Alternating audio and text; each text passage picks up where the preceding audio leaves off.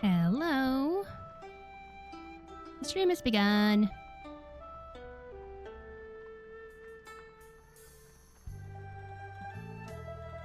You know something weird? When I have the microphone this close to my mouth, like really close, and I also have a filter in front of it, a physical filter to soften the plosives. When I'm speaking into the filter, into the mic, it creates this hot breath atmosphere in front of my face. I wish that it didn't do that. Maybe I need a smaller filter. That would be smart.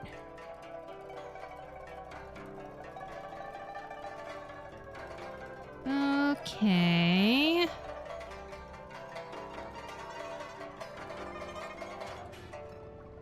I think we are ready to go. Magic says, I can kind of hear some slight difference with the filter. You actually shouldn't. I've been using it since... I've been using it the whole time. Ever since I started streaming. My dad is a musician and involved in, you know, performing, using microphones and things. And he really drilled home that it's very important to have a pop filter if I'm using a microphone. So I did that from the very start. I had this back from when I was in a garage band. Maybe it's from your speaker? That might be it. But welcome, Magic! Welcome to the stream! Hope you're having an okay day. We're doing some reverse 1999 today. You were streaming some Genshin Impact last time? Hope that was fun. Let's see here.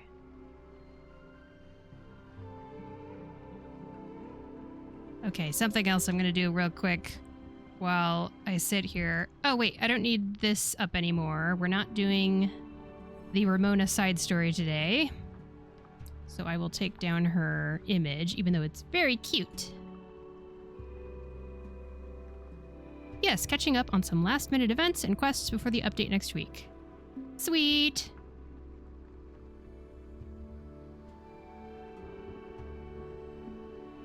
Alright, I'm just kind of clicking on each server I'm in, muting them for 3 hours, so I don't get distracted.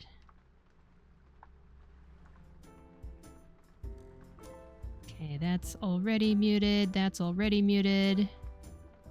And then we're good. I wanted to apologize and explain why I was late to start today's stream. Normally I'm very much I tend to be pretty on time. But today I was especially late, especially for a stupid reason. Listen. I was doing this run in Mahjong Soul, and I've never gotten to level EX 13 before. And look at my talismans, all of you viewers who don't play Mahjong Soul and don't know what they mean. Essentially, I've got a talisman for healing, I've got a talisman that gives me money, I've got a talisman that increases the amount of Han per soul tile. And then the other 5 talismans here on the right are all multipliers. Multipliers on top of multipliers on top of multipliers on top of multipliers. So I've been hitting some bazonkers numbers. And I'm on it. I'm on a real tear. I had to stop my run, even though I'm not done with the run yet.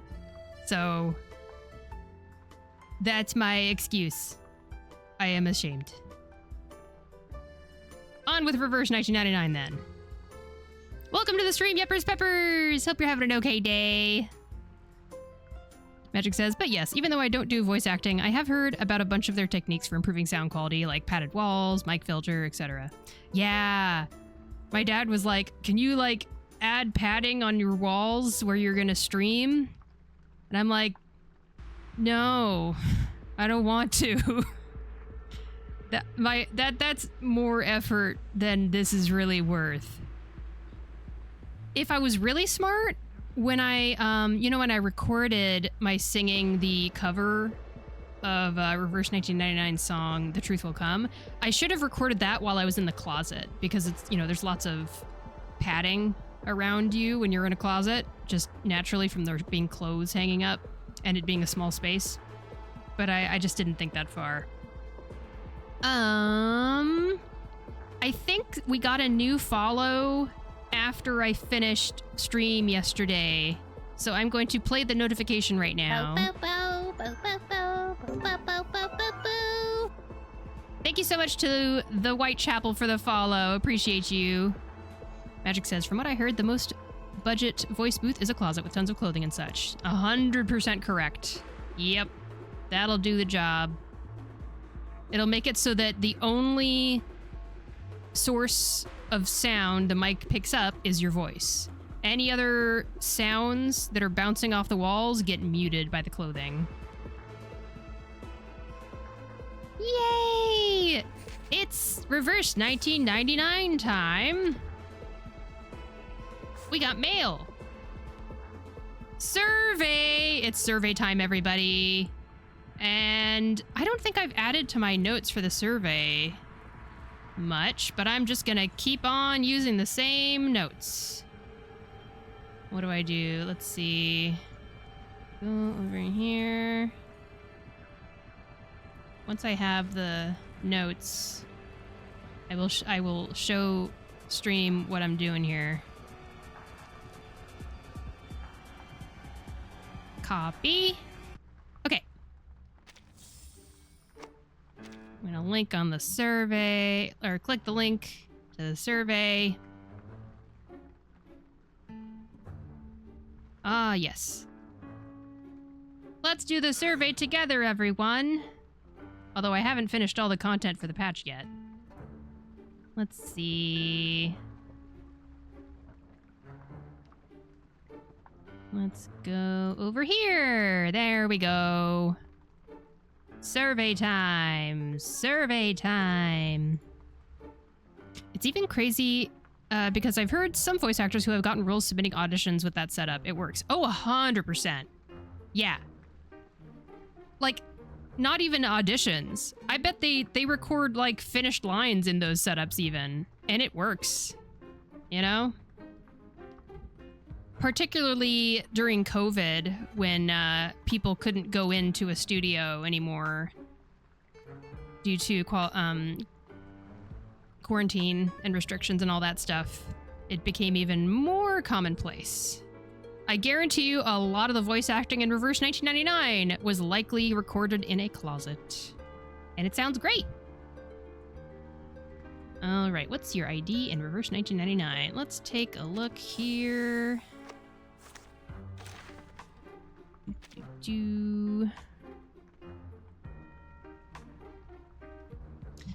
Yes, it's a quick and inexpensive low interface environment, especially in an emergency. 100%.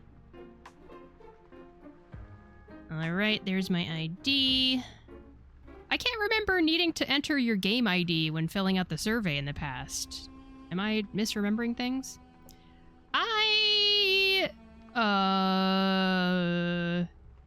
This is such...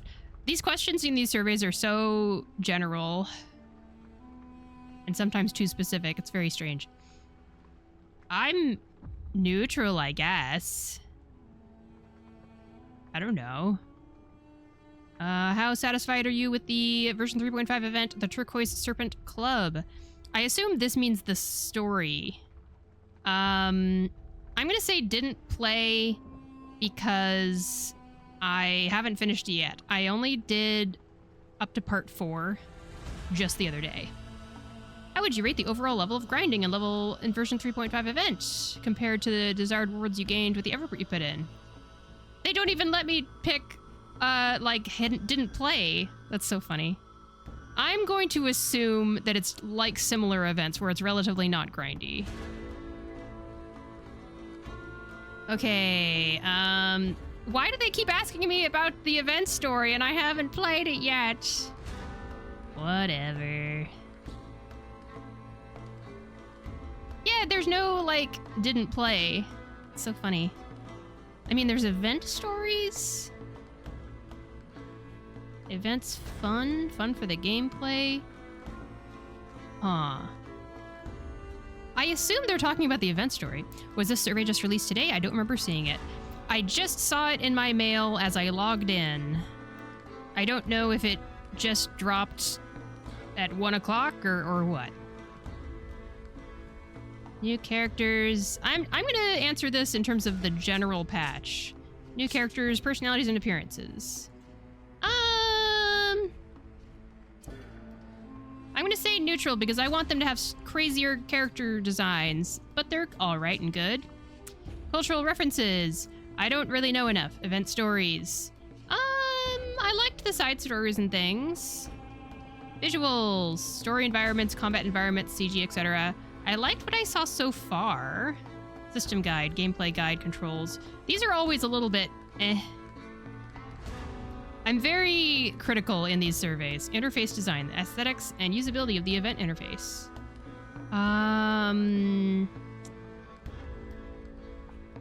It's fine so far. Music and dubbing. I like it. Very satisfied with the sound direction. Events fun. Quite satisfied so far. And relatively satisfied with the rewards. Oh, event story. Look at that. Okay. Didn't participate yet in the event story. Lawrence Butterfly's character story event. Assembly puzzle minigame. Satisfied. Ramona's character story event. Satisfied. Mains bulletin. Satisfied. Free storm protocol. I haven't gone into it just yet. Critter Crash. I'm very satisfied. I have so much fun. But 2, haven't played yet. Anecdote Centurion. Satisfied. How much of the story and its hard mode have you experienced? I haven't experienced it yet. I mean, I've cleared part of it. I don't know. I'm gonna say I haven't experienced it yet. If you have not experienced the story or have not fully cleared it, what is the reason for this? I'm playing other games and don't have time at the moment. I gotta admit. When I have free time, I plan to experience it. It requires a lot of time, I'm not gonna lie. It requires so much time for me. How much of Counterpoint and Life of Death, character story event, assembly puzzle, minigame have you experienced? I have cleared all the content. And I've cleared all the content for Ramona's side story also. Mains bulletin. I've tried without aiming for a high score. If you have not tried or have tried without aiming for a high score, what is the reason for this? Well then, there's a question. The difficulty feels too high. Is the best way to say it feels like you need an exact, like, pay-to-win team.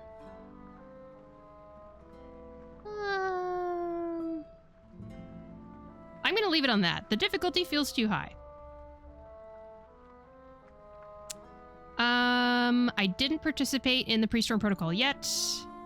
And the reason for that is I'm gonna be so real. Pre-storm protocol I've always kind of struggled with.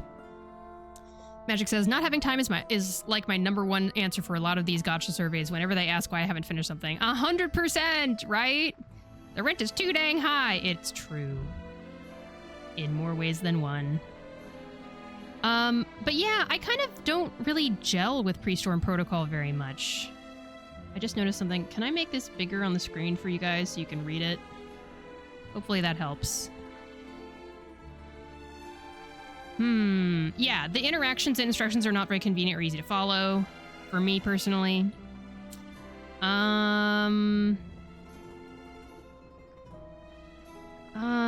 The building construction and resolution making in this gameplay are too difficult. It's more like it's too, I don't understand it. going to leave it at interactions/instructions are not very convenient or easy to follow. But it also might just be I'm not interested in this type of exploration gameplay. Maybe. I don't know, though. I feel like if it was done a certain way, I might be more interested in it. It's hard to say. I don't know. This is the best way I can put it, I think. How much of Critter Crash have you experienced? I tried Boxed Showdown, and I've achieved expert or higher by a lot. How much of UTTU have you experienced? I didn't participate. If you've not experienced it, what's the reason for this? I was playing other games, don't have time at the moment, but I might play it today, as you can see from the stream title. I plan to experience it when I have free time.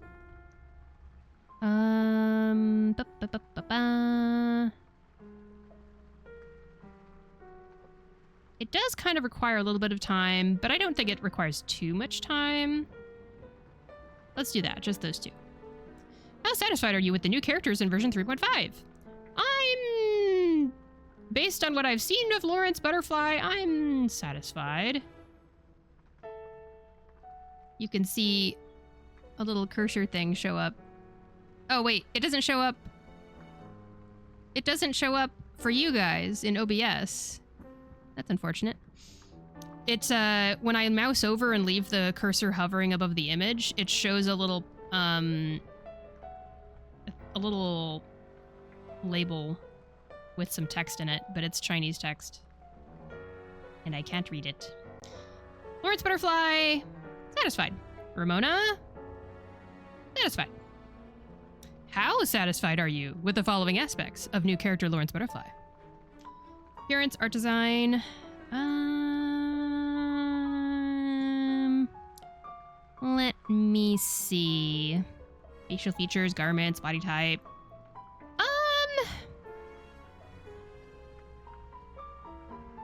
Like, the outfits in this game are always incredible. But if I'm being so real, even though I love Lawrence Butterfly's weird net tool thing that she's carrying on her back, the rest of her design is a little bit blah to me. Please don't kill me for this. I'm just being honest. I'm gonna say neutral. Characteristics, lore, personality, background, story. Satisfied. She has an interesting personality. Combatability. I have no impression. I'm not gonna lie, you know, it's just kind of whatever it is. Voice acting, quality, distinctiveness, how the voice matches the character, etc. I still need to get more into the event story, so I also have no impression of it yet. If you're unsatisfied, unimpressed with appearance and art design, what is the reason for this? I'm glad they asked. Hairstyle is kind of boring.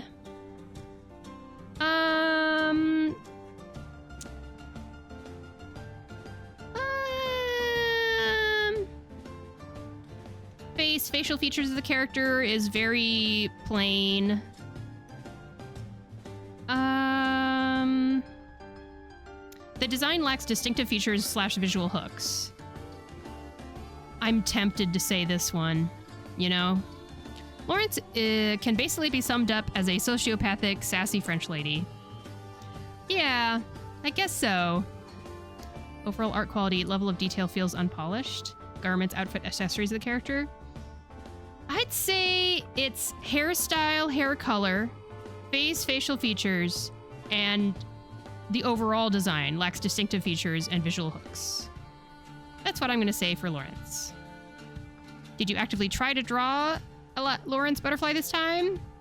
I did not really. It also doesn't help that her English VA is also the same as Felicienne. Really? I didn't know that. Maybe we'll find out more today. Chat, please do let me know if you have a preference on whether I play UTTU today or whether I play the event story today. I have only cleared one section in UTTU so far, and for the event story, I've only gotten up to part 4. So that's how far I am in both of those things. I would like to do both today if possible. maybe I should like start with UTTU and then close out with main story, event story. I don't know. What's the main reason you didn't try to draw? I'm waiting for other new characters to be released is probably the most, like the biggest factor for me. We'll just leave it like that. What's the main reason? Please rank options you've selected in order of importance. What are you talking about? I didn't pick any of these. I didn't select any of these. What are you asking me about? The options you've selected in order of importance. How about appearance? Appearance is pretty important. I haven't checked, but I think the event story ends sooner on Sunday and Critter Crash goes until the end of the version period. Critter Crash or UTTU? But I imagine the event story will end a little bit sooner than other stuff, because that's generally how it's worked in the past, I think. Combat is probably the next most important.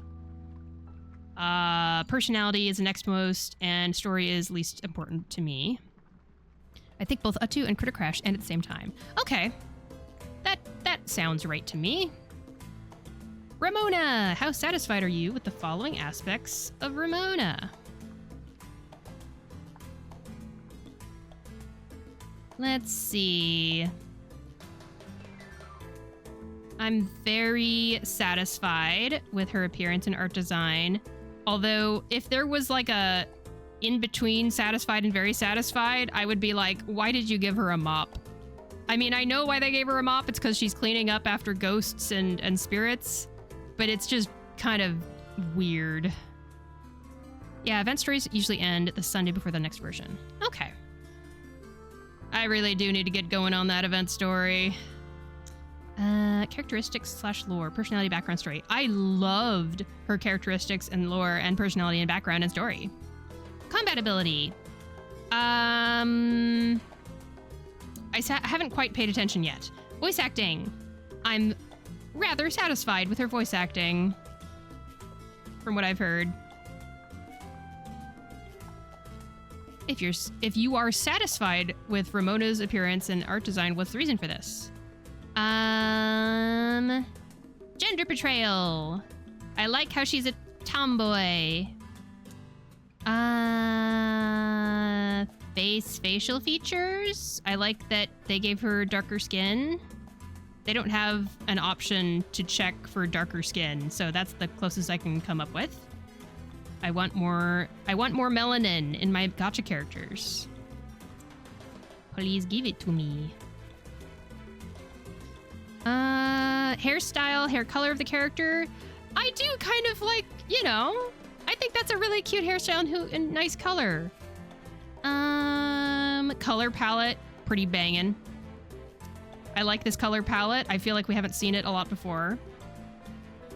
We find, you know, I feel like Reverse 1999 has so many characters that are redhead or blonde or jet black hair. You know what I mean? Those are the main three. I love the overall vibe. I really like, look at how much I like about her. Design has distinctive features / visual hooks.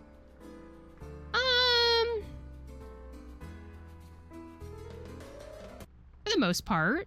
That's not what drew me to her, though. So I'll not check that. The garment is great. Oh, I can only pick 5. Ooh, visual design of the character matches their characteristics and personality. I like that part, too. How do I choose? Okay, let's uncheck color palette and do visual design of the character matches their characteristics and personality. That's good enough. Did you actively try to draw Ramona this time? I think, I don't know. I did not yet. I might still do 110 pull. We'll see. What's the main reason? I'm waiting for other new characters to be released. And once again, I will say that appearance is the most important. Combat ability is the next important. Personality is next important, and story is last important. What factor influences you the most when considering whether to obtain a new character or not? Appearance. It's pretty up there. Yeah. I mean, it's kind of a toss-up between combat ability and appearance. The thing that I do is that I will,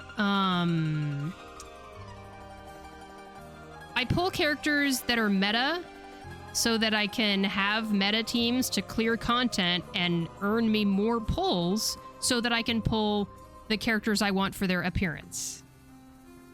So I have this like constant half and half thing of like, I want to get enough meta characters that will help me clear more content faster, and that will get me more pulls so that I can pull the characters that I want not because of meta. Something like that. Jellyfish Dude, hello! Hello, stream, new viewer. Welcome in! I hope you're having an okay day. I'm finishing a player survey for the video game Reverse 1999. Are you here because of Reverse 1999? Are you a fellow player? I'm gonna say appearance for now. Ramona definitely feels strong. Just made a new account for Poison Team. She's destroying everything. Ooh, good to know. Eee! It would be nice to get her, but I only have so many pulls I can use for her. I'm just really wanting to save for Enigma. And if I were to pull Ramona successfully, then that would reset pity for me, you know? And that would be a little tricky. Have 3 accounts. Impromptu incantations, lingering glow, / dynamo, and poison. 3 accounts! I couldn't even imagine having 2 accounts for this game. If you have the other members of the Poison Team, then you can get by without Ramona. Yes, luckily I do have Tuesday. I just got Willow recently. And I have Sotheby with her Euphoria unlocked. I still need to unlock Tuesday's Euphoria, and I need to unlock Willow's Euphoria. And I only have so many materials. So I'm in that spot once again of, do I use my materials to unlock those Euphoria when I only have like 3 characters worth of it? Okay, what's your overall satisfaction with the following content? With the following content, the garments for sale. Neutral. Neutral. Neutral. They're all very nice, but I'm not going to get them. I have no interest in purchasing any of them. What's your reason? I don't usually purchase cosmetic items, I think is fair to say. Let's see. You recently got Willow, and you already had Tuesday, so those are a good core to start. Yeah! I'm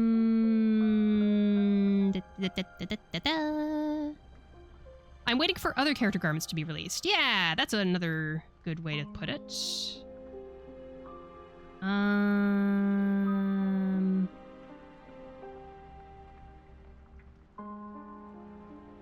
Yeah, I think that's fair. Can definitely wait till you get Ramona. She applies so much poison per turn by just existing with just her follow-up attacks. Gives room to replace Sotheby, sadly, with a sturdier support cleanser. Yeah, I totally get you on the sadly part, Jellyfish Dude. I bought Sotheby's special garment, speaking of garments, from the version 1.5 anniversary last year. And I love it so very much. It's so beautiful and cute and pink. And I would love more chances to use her, but I guess what's the meta Poison Team right now? It sounds like Ramona, Willow, Tuesday. Then what would the 4th character be if it isn't Sotheby? I'm curious. How satisfied are you with the new purchasable packs in version 3.5? Didn't pay attention. I have no impression. What's your preferred language? English. How satisfied are you with the localization quality? Story translation! Well, first let me read what else Dude had to say. I love Sotheby also, but she's too weak in terms of healing and DPS. Her ult is nice though, but not strong enough. I feel like her healing is pretty strong, but now we've gotten better healers. You know what I mean? Any auto sustain works. Really? Fourth character can be a solid healer that can keep team up. Man, you know what? In that case, I would probably just continue to use Sotheby out of stubbornness. Sotheby's fine outside of mains or reveries. Yeah, if it was reveries, I wouldn't bring Sotheby, but if it's mains, I don't care. That's fine. Localization quality. Okay. This is where I give a huge disclaimer to the viewers. I studied linguistics in college. I even tried for a while to become a Japanese to English translator. So I have a lot of opinions about localization. So I'm going to be pretty harsh here, but it's okay. I love this game. I'm being critical so they can keep improving. Story translation. Okay, to be fair, I haven't checked out all of the event story yet. I've only checked out the side stories. So I could very well say I didn't pay attention / I have no impression, but I mean, I do have an impression of the other content. So I could say neutral to unsatisfied. I'm going to continue to say unsatisfied until I'm actually satisfied, you know? Or until I'm actually neutral. Because I continue to believe that the localization still needs to be further fine-tuned. If you think it's fine, you're super valid in your opinion. That's totally fine. Let's see. System text translation. Neutral. Every once in a while, there's something where I'm like, what? What's the difference between system text translation and UI, game interface? Those are the same thing to me. Voice acting. I mean, I think the voice actors do... I mean, I don't know. Localization and voice acting shouldn't go together in my head. I don't know. I'm gonna say neutral. Battle terminology can be difficult to understand. The translations of the story and character voice lines were awkward. Yep, they continue to be a little awkward. All right. Sometimes the font size can be too small. That's also true. I don't consider that to be part of localization, though. That's strange that that's there. Jellyfish Dude, may I call you Dude for short, or should I call you Jellyfish for short? I only have Sotheby at Insight 2 and underlevel. Have Marcia... is it Marcia or Martha? It's Martha! I was in the wrong. I'm sorry. Wait. No, it is Marcia. Martha? Marcia. Marcia. I don't know. Lingering Glow and Cabrina. Shields feel way too strong compared to raw healing. Yeah, it's true. Shields are really strong.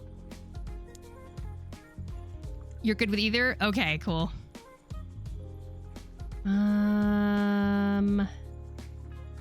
Marcia. Okay, it is Marcia. Autocorrect. Okay, now I get to tell them my thoughts. I'm going to copy paste all of the notes that I keep in a text document.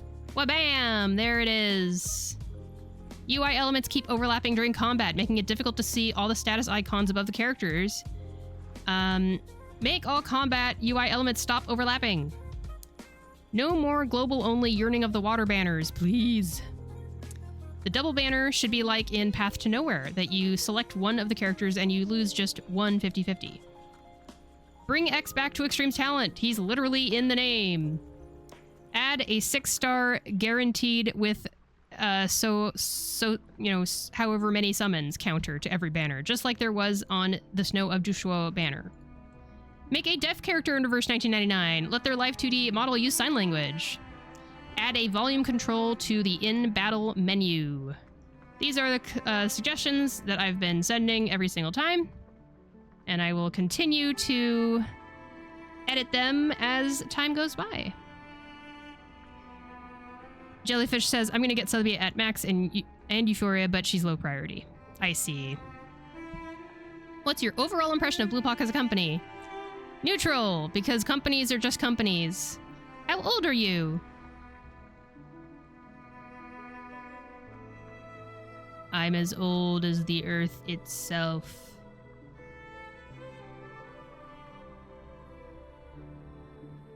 What is your gender? Other. For people that are curious, I'm non-binary, and specifically I identify as a demi-woman, which is a type of non-binary identity where a person might identify partially as female and partially another gender or other genders, you know, plural.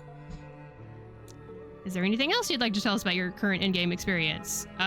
Should I enter the same thing again? I guess so. Submitted successfully. We're good.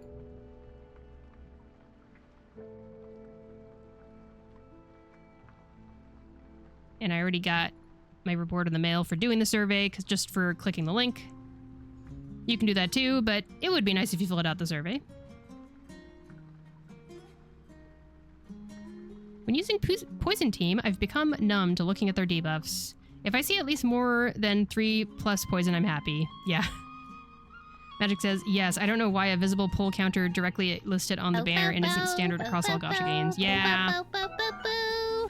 Thank you so much for the follow, Jellyfish! Happy to have you here. I've been a big fan of Reverse 1999 since the game started, pretty much. I'm a week 2 player, basically. I started week 2 of the game, global launch. And I started streaming the game about a half a year after that. Jellyfish says, wish I could say I was awakened like Loggerhead or Gutien and Lucy. I want to be Robo-Human. There you go! Jellyfish is a fellow Robo-Human. Mastering tea is not merely a matter of learning a few techniques. It is a call to... Okay, I gotta do some dailies, and then I'll have to make a call on whether I do UTTU first or Event Story first. Certainly.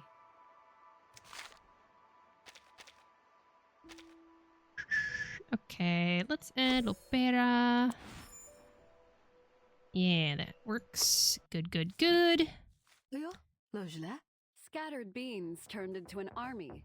A river carved with a stroke of a sword. It's the song that I sang. Big fan here too, especially when Aleph came out. Aleph is great.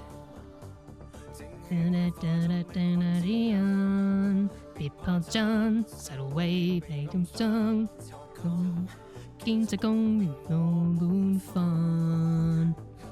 If you want to hear me do a cover of the first half of this song, check it out on YouTube.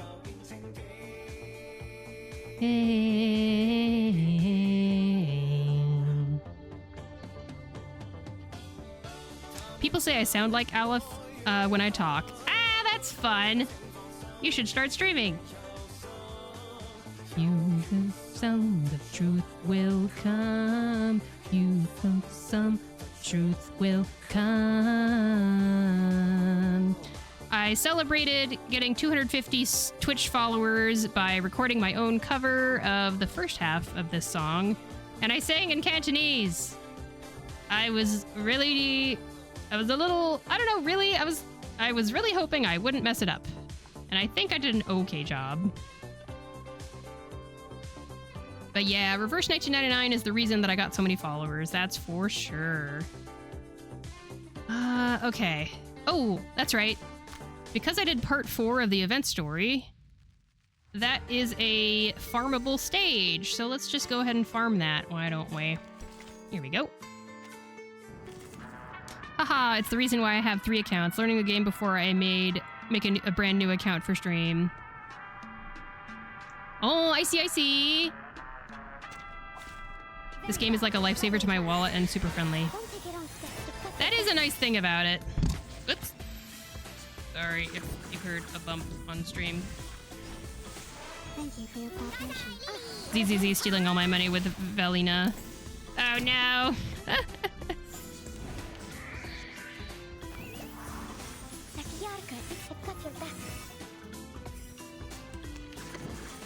Sweet! Yeah! Jellyfish streams to you! Thank you for your cooperation. I smell the scent of mint now, but only for an instant. Was I able to take care of everyone?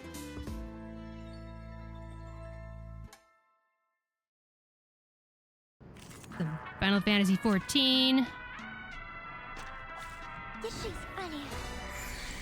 Don't take it on step. They've got their back. Magic says no Velina for me, sadly. Not with Remiel and Sigurd on the way. Thank you for your I don't know all the Zenless Zone Zero characters, so I probably will pronounce their names wrong. Don't take it on step. Sakiarka, Ichiflo.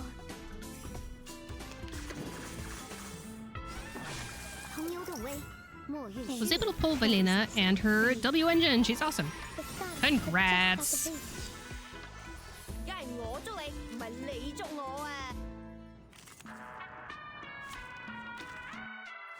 All right, I finally have a farmable stage, so I'm slowly getting the shop currency, but I haven't bought anything yet, as you can see. 5 days left for the shop. 2.5 days left for the story. Scattered beans turned into an army.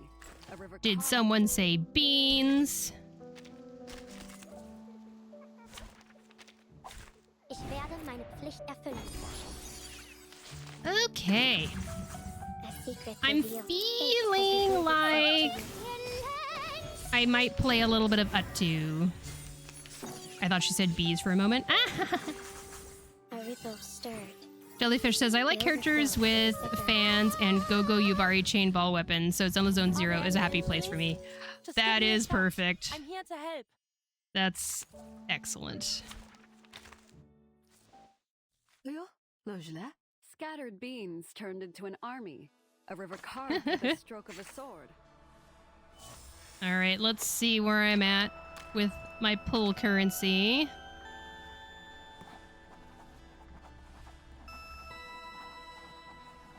Dee, dee, dee, dee.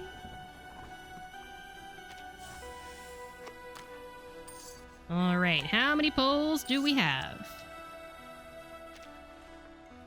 118 pulls right now.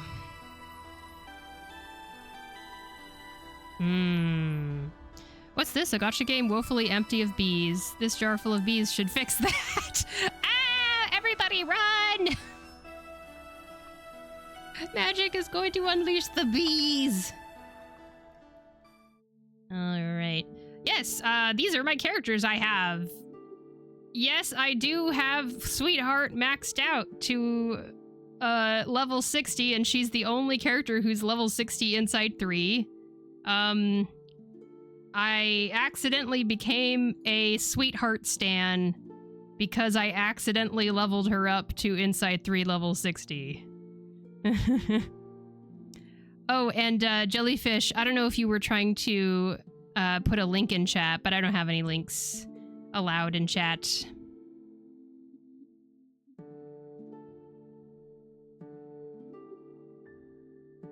But if you have a Discord account, feel free to join the Discord channel and throw links into the general chat.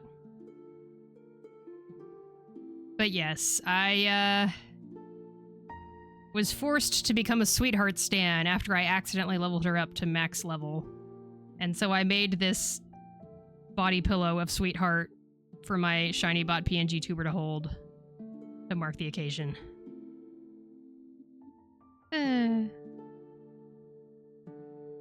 Yeah. All of the portraits I got of the 6-star characters are generally just incidental. I wasn't trying to get them, with a few exceptions. Flutterpage, I did select to get a portrait of her from one of those anniversary events. And I also decided to get a portrait of 6 from the recent free portrait thing they gave us. Jellyfish says, reminding me of Dr. Bees by Harry Partridge. I don't know that. What is that? I can't copy your message because of stupid thing UI getting in the way of me copying it. Dr. Bees! I've never heard of this. What is this? Are there any bees in the global Twitch emotes? Let me look if there's any bees. There should be bees. Bees are great. Appreciate bees. I don't see any bees. Sag. It's a hilarious video. Alright, well, someone will have to throw it up in Discord, and I'll have to take a look at another time. Welcome to the Discord server, Jellyfish. And yeah, sometimes what I'll do is when people share stuff with me in Discord during stream, if it's an image, I'll look at it during stream. If it's a website, I'll look at it on stream. But if it's like music or a video, I'll look at it off stream. Harry Partridge is an animator who has released a bunch of comedy videos on YouTube. Oh my god! Say less. I love animators on YouTube. Give me all the animators on YouTube. They're great. I have every limited 6-star in Reverse 1999, and I also have... I think I have every single male 6-star in Reverse 1999 also. Those are the two things that I'm trying to stay on top of in this game. Which is why I'm being so careful about making sure I get Enigma. But yeah, I've got 6, I've got A Knight, I've got Ezio, Aleph, Jay, Igor, Gutian. I've got Chung Ha Guang, Charon, Ulrich, Shemaine, and Alexios is a 5-star. And Pixels, I guess, is a boy. Get the boys! Why I like Reverse 1999. More variety of boy characters in this game. It's true! You get it. You put it in general chat for my perusal? Thank you so much. Maintaining the male agenda is important. Indeed! Bees! Looking forward to checking this out later. That looks like it's right up my alley. Maintaining the male agenda is important. Oh god! Wait a second. I'm being tricked. Somehow. Okay. I should check on Reveries just to make sure I haven't forgotten. Okay, Trance I'm up to date on. We're good there. How about the shop? Are we good here? We're good here. So, we've got Event Story, and we have UTTU. I will do a little bit of UTTU. How about? This is how far I've gotten, I guess. Stage info. How do we... Like... There we go. You see here, like... Oh, wait, there's something here to click on. Oh! Oh! Okay. That's why there was a red dot there this whole time. That's funny. Now I can get this. Sweet! Might as well pick that up too. Top left with the map icon will show all the stages. Oh, there we go. Yes. So, as you can see, I finished the first stage already. I'm about done with the second. Yay! Cool.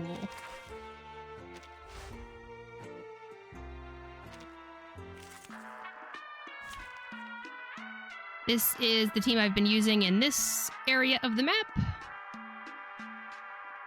I'm just gonna dive in as is, I guess. Unless... Did I get anything cool? Oh, Nourish. Healing done plus 10%. That's okay. After performing an extra action, grants 1 stack of schemed to all other allies. When triggering an extra action, damage dealt plus 5% up to 50 stacks. I like that. We're equipping that. How about you, Flutter Page? Is there anything that we can give you that's better? When riposting, we're not going to be riposting. When attacking, for each stack of burn on the target, incantation might plus 5%. After attacking, dispels burn from the target. This is one of those things that I've been seeing in the UTTU cards related to burn that I don't understand why they're doing that. Oh, healing done. When riposting, I don't know.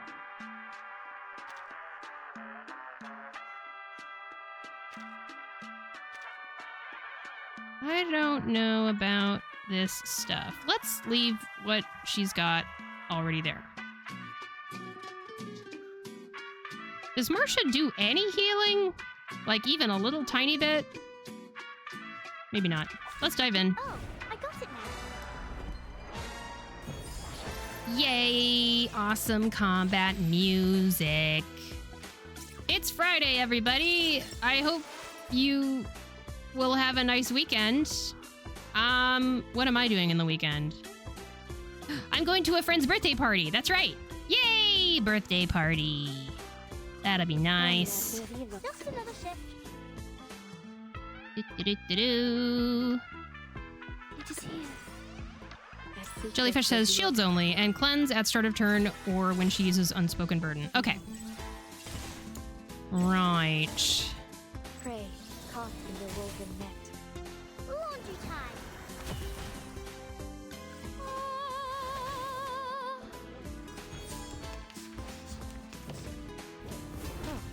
Peace and quiet. I'm bobbing around in my chair to the beat of the music. Did you guys watch any World Cup matches? Tell me about watching the World Cup. I don't know if you want. Yesterday I was very excited because there was Japan versus Sweden, and then right after it was US versus Turkey. And Japan managed to get the first score against Sweden, which was very exciting, but then the match became tied, and it ended tied. So they ended the match 2-2, and both Japan and Sweden are advancing to the next thing. So go Samurai Blue! I'm rooting for them. And then we also watched the US versus Turkey match, and it was fine. Tunisia won, though. Or not Tunisia. Turkey won against the US. I'm only half-heartedly rooting for the US, if I'm being so real. We can stand to be knocked down a peg.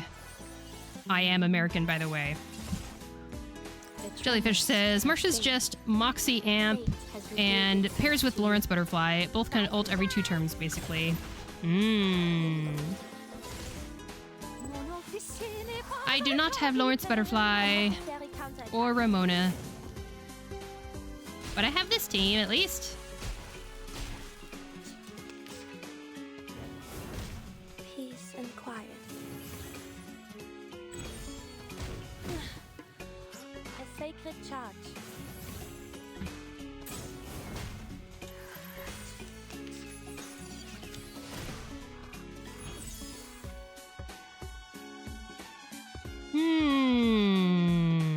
Let's see here.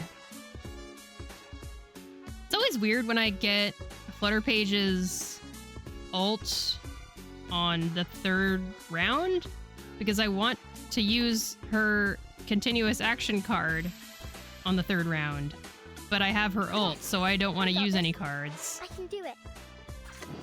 It's just a little awkward. It is here. Comme l'a scellé le destin. Restraint is part of the training. Higher than the bell tower. Higher than the bell tower.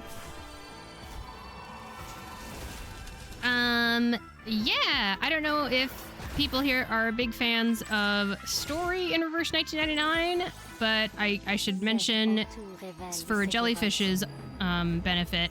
Another thing that I do when I stream Reverse 1999 a lot is I stream together with a few other Reverse 1999 streamer friends that I have.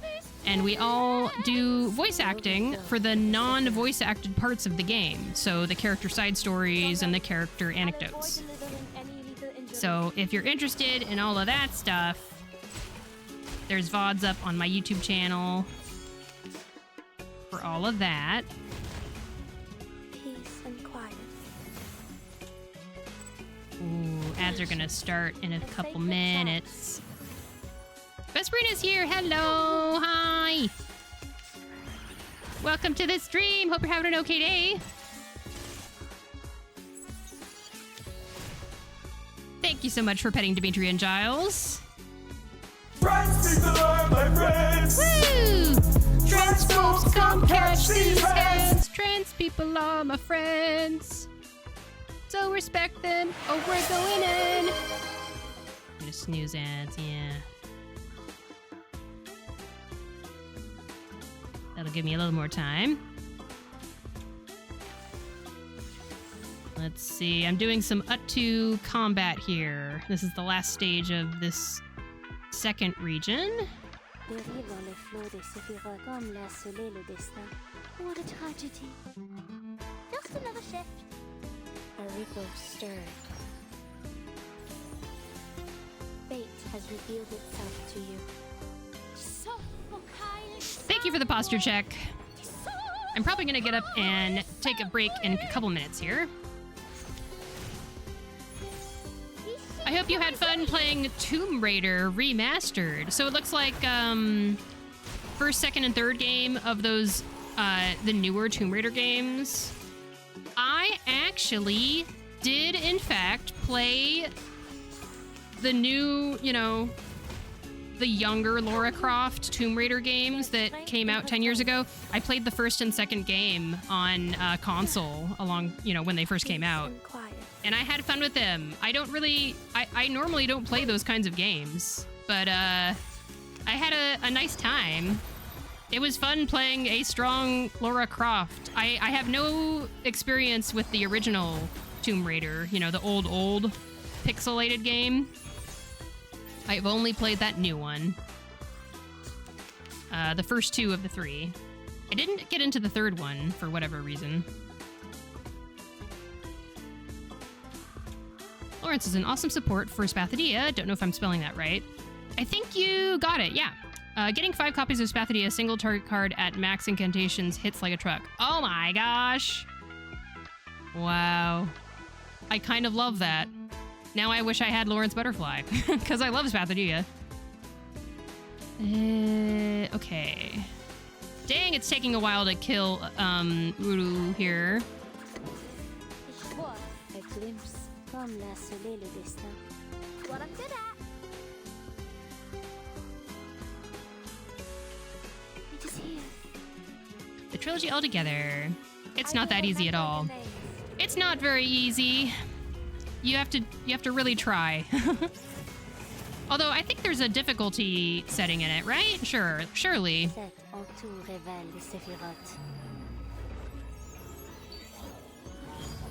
But yes, we've got a new follower here, Jellyfish Dude, who's also joined the Discord. Another Reverse 1999 player. Oh, Vesperina says it's not the remastered trilogy, it's the original one? Neat. Decaf! Oh, lordy. Decaf, thank you so much. I don't know why you keep subbing, but it's really appreciated. Thank you so much, Decaf. Decaf is one of those fellow Reverse 1999 players. Oh my gosh, Jellyfish! What are you doing? You just found my stream and you're giving me your Prime sub? That's so generous of you. Thank you so much. It would appear that we might have a hype train happening. I don't know. It says incoming. I don't know what that means. Goodness gracious. Thank you so much. That's really, really generous. And thank you so much again, Decaf. Check out Decaf's stream whenever you get a chance, everybody. Like I said, fellow Reverse 1999 streamer. streams other games, does a lot of organizing in the community. Can we just... seriously, Decaf does so much organizing in our little streamer community here. Reaching out, asking about collabs, and I would not be here where I am without Decaf, okay? For reals. Have an excellent lurk, Decaf. Thank you so much. Oh, there's no difficulty mode for the old Tomb Raider games. I see. Jellyfish says, just enjoying talking to someone who also likes this game. Hee hee. It's refreshing. No plays turn-based games where I work, so my life is boring. Oh, no one plays them? I see. I just have 6 months of sub on all of y'all. That's so awesome of you. Man. Okay. I'm gonna go ahead and leave this on the screen. I'm going to get up and stretch, use the little robot's room, get something to drink. I don't know why it says hype train incoming. Why are they even telling me there's a hype train incoming? Don't worry about it. If there's not a hype train, then that's fine. Okay. Oh, and yay, we are 50% of the way to our next sub goal. That's crazy. I made the next sub goal way too high, so we've practically hit the goal that I would have normally put. So thank you so much. Thank you, thank you, thank you. I'm gonna run ads for 3 minutes. And then I'll be back after that. Be right back.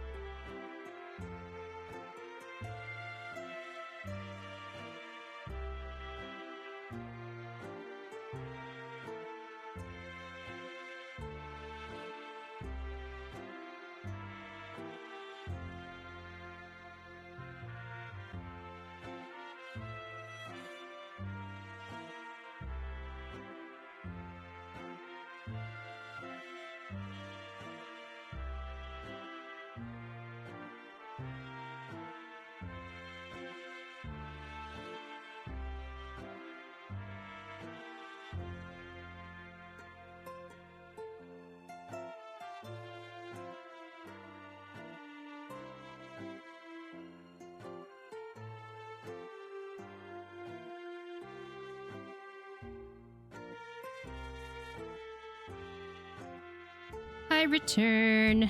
Ads are almost done. And I'm gonna go in here and change the subtext. Subtext is such a funny thing to say. The text for the latest sub is what I should say. Let's see here. Jellyfish. Dude. There you go. Thank you so much, decaf and jellyfish.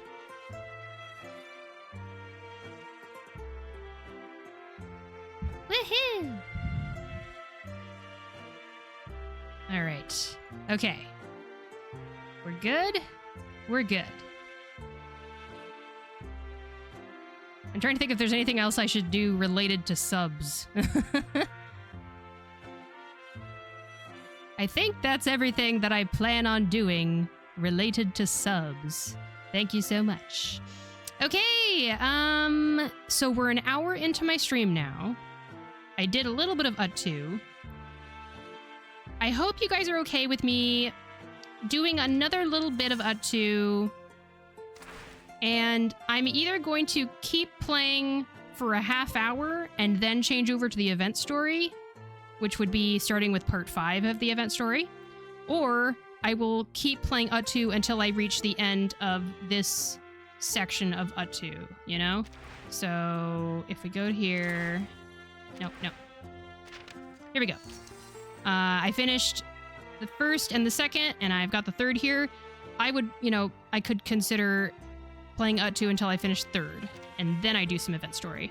Or maybe I'll have so much fun that I just want to keep doing UTTU the entire time. All three of those are a possibility. Thank you for your patience with me being indecisive. As you can see on my tags, I am an ADHD streamer. And I just never know what's gonna tickle my fancy. And I want to make sure I give a entertaining stream, and one of the best ways to make the stream interesting is for me to play something that is interesting to me. So the last 2 times I would pick a team based on what cards they give me here. Looks like they want me to use Poison Team. Okay. Let's go to the third UTTU lineup. And let's make a Poison Team. Just like we were talking about earlier. I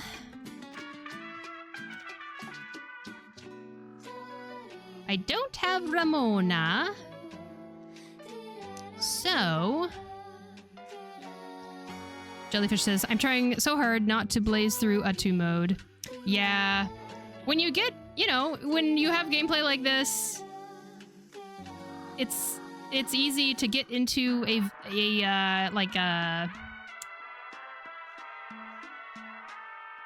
you're feeling the vibe and you're still playing it and you're going and you're going and you're going. Oh, I can use Assist Ramona to make me really want to pull her. How kind of them. Side look.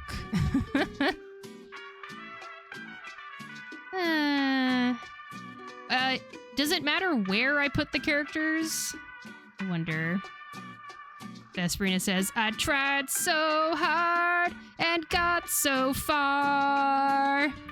As you can see in the tags for my stream, I also love to sing randomly.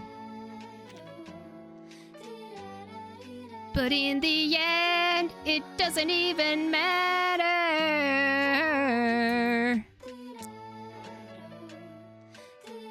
Rest in peace, Chester Bennington. Is that his last name? Chester Bennington was the lead singer for Linkin Park. Jellyfish says, no need to worry about positions for poison. They just need to be on field. Thank goodness. That makes it easier. Chester Barrington. Thank you so much, Vesperina. I knew I was close at the very least. Let's see.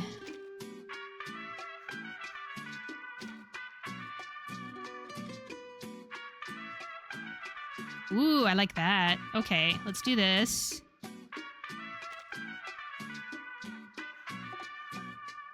You're good. You're good, Vesperina. Thank you. Oh, Vesperina! Are you keeping track of the World Cup or no? I know that Portugal has a team in the group stage. I don't know if they've been eliminated or not. I only vaguely know about World Cup things, but I know just enough that I'm interested and curious about it. Nourish. Healing done. Ooh, I'll put that on Sotheby.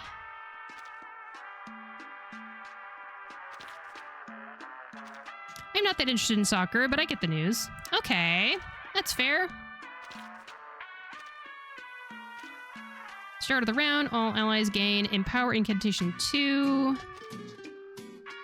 And Glean is Genesis damage plus 5%. Oh. Decaf knew there was karaoke happening, and they had to join us. Hey, you know what I just noticed?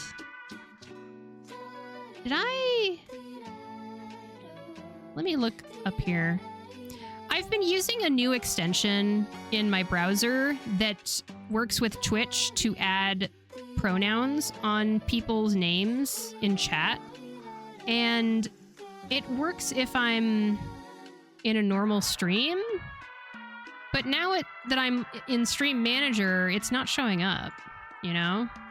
Let me look at my stream normally. Yeah, okay, so when I look at my chat in the main URL for my stream, twitch.tv/ShinyBotTV, it shows there. But if I go to my Stream Manager... Oh, wait, now it's showing. What the heck? It works now. I don't think it's Frankerface. I think what I'm using is something else. Let me go to my extensions here and see. It is Twitch Chat Pronouns is the name of the extension. This is version 0.2.4 of Twitch Chat Pronouns. So yeah. I actually am seeing your pronouns, Decaf. They are showing up as they, he. Let me look up in the rest of chat and see if anyone else had it set. I have it set. Okay. Yeah. Very interesting.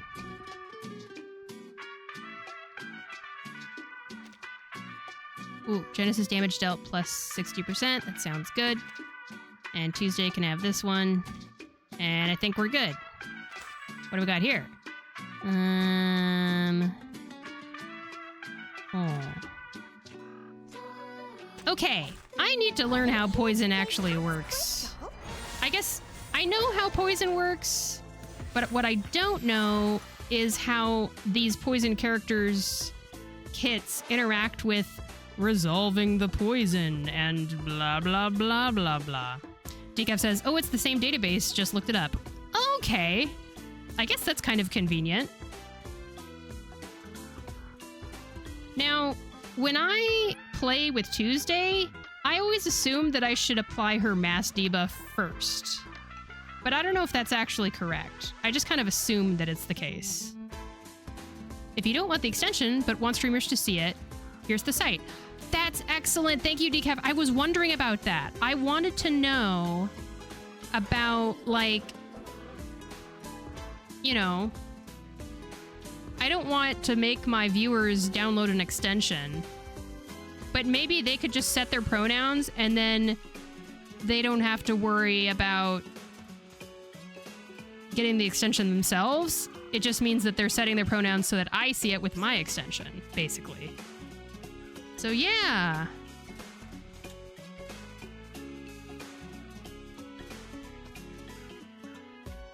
I will keep that in mind and find some way to add this in as another timed chat message so more and more people can access the pronoun situation. Once I downloaded the extension, I started noticing how so many people actually are using this. It's nice. Jellyfish says, Mother Arms to start. Okay, I was right. Yay! For Tuesday, right. Applies to all enemies and stacks 2 poisons to and allows poisons to crit. Yippee! And then the rest of this, I'm just like, okay, well, this thing has a little arrow up on it, so that makes me think I should use it.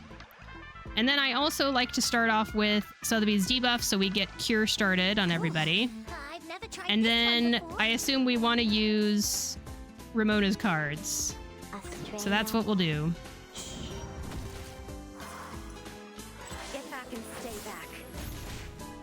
old man under the moon. I don't know how Hag's Bane Dream. works, Stop it. but I know it's a thing that is like poison. How rude. I love Sotheby and her cute garment that I bought. Hee. All right. To be honest, I just found myself just spamming Ramona's cards as her poison damage from her base stats do the most damage. I see. Looks like they gave us a Insight 3 level 30 Ramona with a level 60 Psycube. All right. We still have heals on everybody, so we're fine there. I'm prepared. Astray no more. Give me Oh, something we got tight. AP up from somebody. Who's giving AP up? Is it Tuesday or... My Tuesday doesn't have Euphoria. And Willow also doesn't have Euphoria. Make sure to use the cards marked by Ramona so that she does her follow-up. Marked by Ramona, you say? Does she mark it with this cute little extra graphic flourish at the bottom of the card? Is that what that is? Willow's a bit obsolete and redundant. Sag. I finally got her in my account, and she is now somewhat obsolete. It's the highlight effect. Okay. Thank you. Okay, that's it for Ramona cards, so let's do that. And more Sotheby. No potion comes without a Your dash. punishment will Decaf says, weirdly, I'm still using Ezio as my poison main DPS. Oh, right, he has the poison thing. I was using that a little bit too back in the day. I would have used him here if it weren't for UTTU forcing you to use 8 characters. Oh, we're gonna have to use 8 at some point, huh? Got it. Jellyfish says, using Ramona's Ghost Be Gone last in incantation lineup, as it does 1 turn of damage of all the poisons on enemy. Okay. Thank you for that knowledge. Look at all those poison stacks. Ghost Be Gone is this one. Okay. And this is her ult. Mass attack.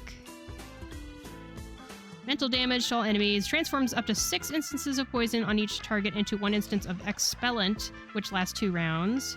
And after attacking, gains Efficient Exorcist for 2 rounds. Does she already have Efficient Exorcist? Nope. What is it? At the start of the round, generate 1 rank 3 precast incantation, Ghost Be Gone. Rewritten with Possessed. Rewrites the incantation surface. When an ally actively casts an incantation rewritten with Possessed, Ramona casts Marigold Method 1 time, just like Jellyfish was saying. Okay.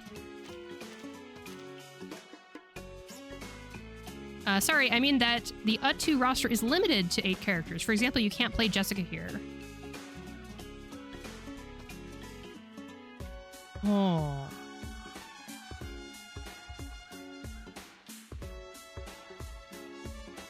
Jellyfish says, remembering all the skill descriptions and names makes me feel so accomplished. You should feel that way. I definitely don't have that figured out. Vesperina, if you have a clip that you want to share, it would be awesome if you could throw it in the Discord for me. I don't have links allowed in chat here to protect us from random bots showing up and giving links. Thank you so much. Jellyfish says, to be honest, I don't know if there is a max limit of poison stacks. Okay. There's no limit, which is why Tuesday is incredible.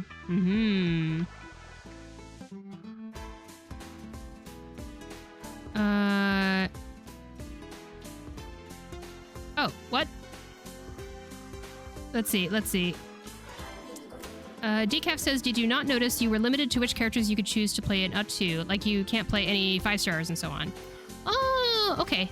I don't think I noticed yet. This is the 3rd of the 4 areas in UTTU that I'm on right now. I probably should have noticed by now, but, you know, I was just kind of... I was barreling forward and not paying a lot of attention. What's that up on your shoulder? Let's see here.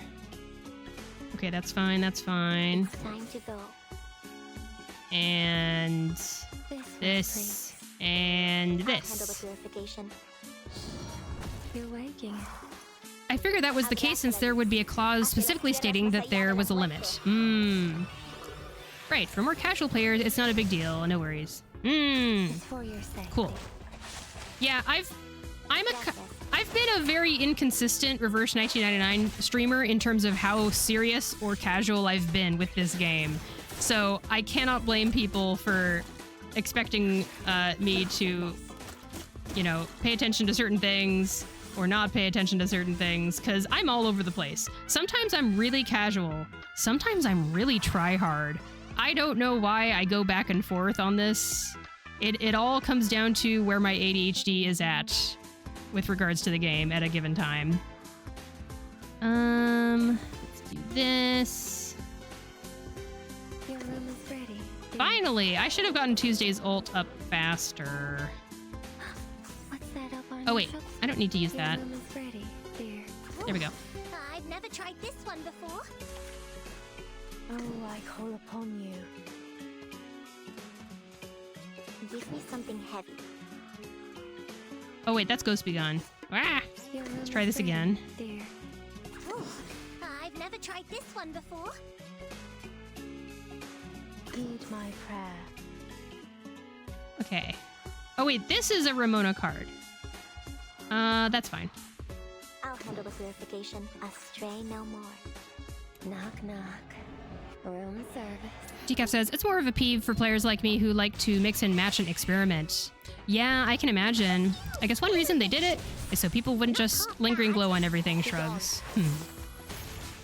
Magic says, is this Trial Tuesday and Willow with Euphoria here, or are you using your own? I'm using my own. No Euphoria. Jellyfish says, may I ask what microphone you're using? I am using a Yeti Blue. Splendid. Just splendid. Yeti Blue microphone. And I have some filters on it in OBS's microphone settings. Yay, poison stacks. Look at them go. Go, go, poison stacks. I'm just gonna check over here real quick. Yay! Thank you for the clip, Vesperina. I'm gonna check it out after stream. Good old Yeti. Yep. I had a Yeti microphone for a long time when I was in a kind of garage band situation, and then I lost track of it, and then I bought another one for stream. Because they're not too expensive. Decaf says, I gave this up to my very first negative survey result. I hate this so much, but that's just my opinion. That's totally valid. Yeah. I totally get it. And, you know, you're probably not the only one. Let's see. This one. Are we good on heals? We're good on heals. And this one. This one. And this one. Stray no more. In the name of darkness. Abraza la luz. Hacia las tierras más allá de la Ramona! muerte. I like the cute marigold petals all over the ult. It's cute. Las mentiras se desvanecen. La verdad se desvela. So annoying. They're almost dead. Magic says, okay, because Tuesday Euphoria makes her ult not take up spell dock limit, so it would have fixed that issue you ran into of not getting her ult in time. Oh. Uh-huh. After this UTTU stage, maybe I'll go into my materials and I'll show you guys how many Euphoria materials I have. And maybe you can help me make some decisions. Let's see. This. Like This. a bonfire, I remember.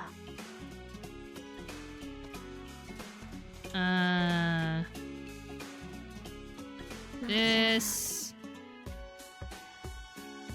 A stray This. no more. And I this. stray no more. The same Poison. from the same light.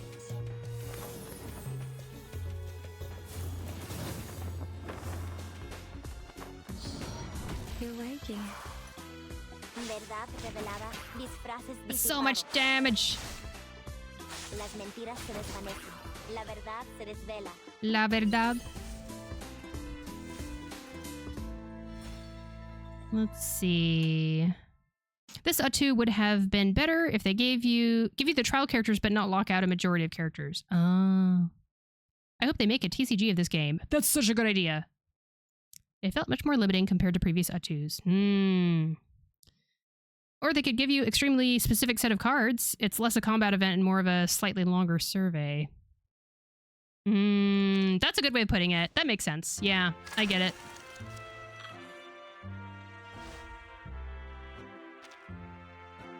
I'm gonna click on this. How am I doing in my UTTU shop here?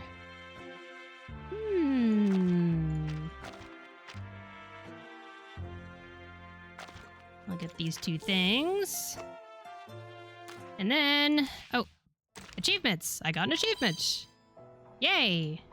What is that? Ah, further into UTTU. Okay. So, materials for Euphoria for me. I have 2 characters worth of Euphoria items. Sigh. I used 1 character's worth to get, whose was it? It was a character that made a lot of sense to use it on. Who was it? Darn. Oh, it was Anon Lee. I got Anon Lee's inspiration Euphoria unlocked, and I don't regret that. That was a good decision. There's just not enough materials out here. To be fair, the survey started in UTTU, but back then it was separate from the main UTTU gameplay. Oh, that sounds right. The survey and UTTU were also still at least fun puzzle fights. Oh, man, it's been such a long time. I actually don't remember much of that stuff. I didn't actually pick this up. There, now I picked it up.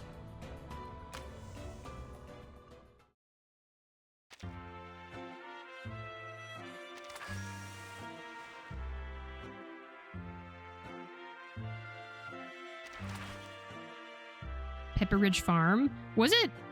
Oh, Pepperidge Farm remembers. Okay, I didn't see the bottom part of the message until just now.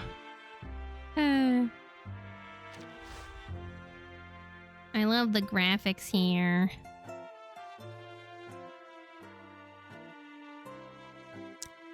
I would say if there aren't any upcoming Euphorias you aren't planning on using the materials for, then getting both Tuesdays and Willows to Euphoria is a good idea. That's the thing though. I don't know what we're getting. I mean, I guess I kind of know because of CN, but do we know what else is coming? I feel like we've caught up to the information that I had, and now I need to see what the newest stuff is. I hope they decide to give us a fun PvP event. Me too! That'd be great! No, it's because Rock, Paper, Scissors was fun that I want more of it. I thought that PvP event was great last time. I want more. Oh no! Look at that. Wait, can I still use Ramona here? I just have to select her every time, maybe? I can! Yeah, don't worry about me. There we go. I'll be right here. Jason Hissabeth's... Oh, the Euphorias, okay, are the latest, and Jay's Euphoria is making him out to another good General Shielder. Oh. Okay. I guess we'll see. Honestly, because I'm so strapped for materials for Euphoria, I've stopped using them on characters I just want to use them on, you know? Like, I am now, Euphoria material usage for me is 100% whatever the meta is. I'll try to stretch my materials to cover as much of the meta as I can. Because there's just not enough materials for me to have fun with it. I have to do the meta part. Ooh, okay. What do we got here? Rank 3 incantations cast 1 extra time. This is so weird to me. Rank 3 incantation damage dealt plus 80%. Curious. Maybe I'll steal someone else's.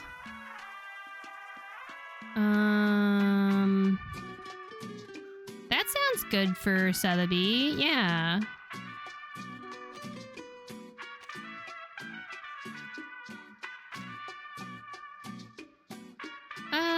I guess. Why not? Ramona. 30 stacks of Ceremonious. I don't even know if her ult does a lot of damage, but sure. What combat mode requires you to do the meta now? It's not... There's no modes that I don't know if they're about required.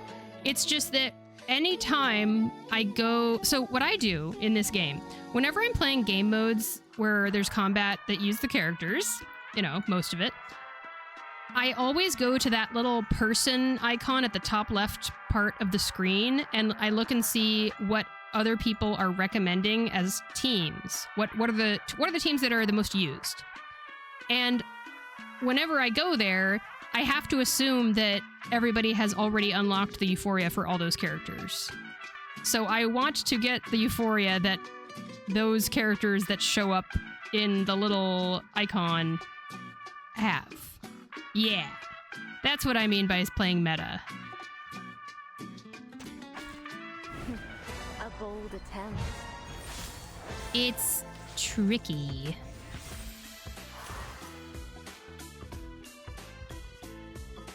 I'll do this, I'll do this. I've never tried this one before. And then this, and this. Stray no more.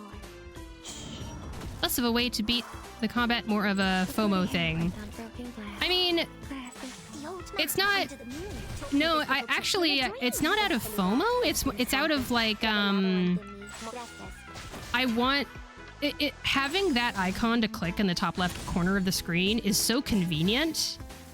I want to be able to click the thing in the top left corner of the screen.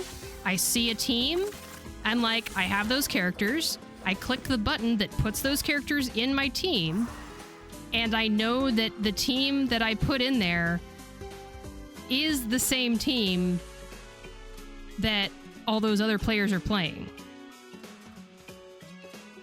I'm worried that if I don't have the Euphoria for those characters that have high usage rates, that they're not going to perform in the same way and be as, like, you know, in some ways, some of the Euphorias have real serious, like, mechanical changes to the characters. Like, On Lee, her Euphoria literally gives her Eureka. And without it, if I were to include her in a team that's about inspiration, her usefulness in that team is a lot lower than it would normally be, I guess. That's my thought process.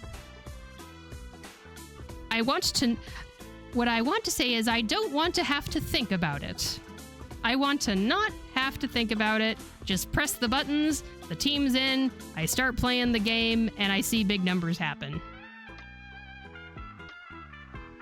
The less I have to think about it, the easier. Something like that.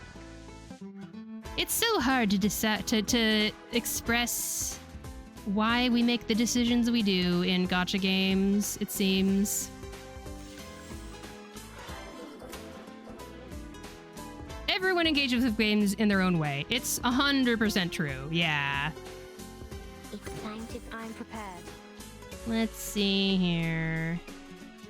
Oh yeah, okay, so this is the thing that Ramona's gonna do a follow-up with. I get it now. A stray no more. Yeah, let's watch this happen after her ult, of course.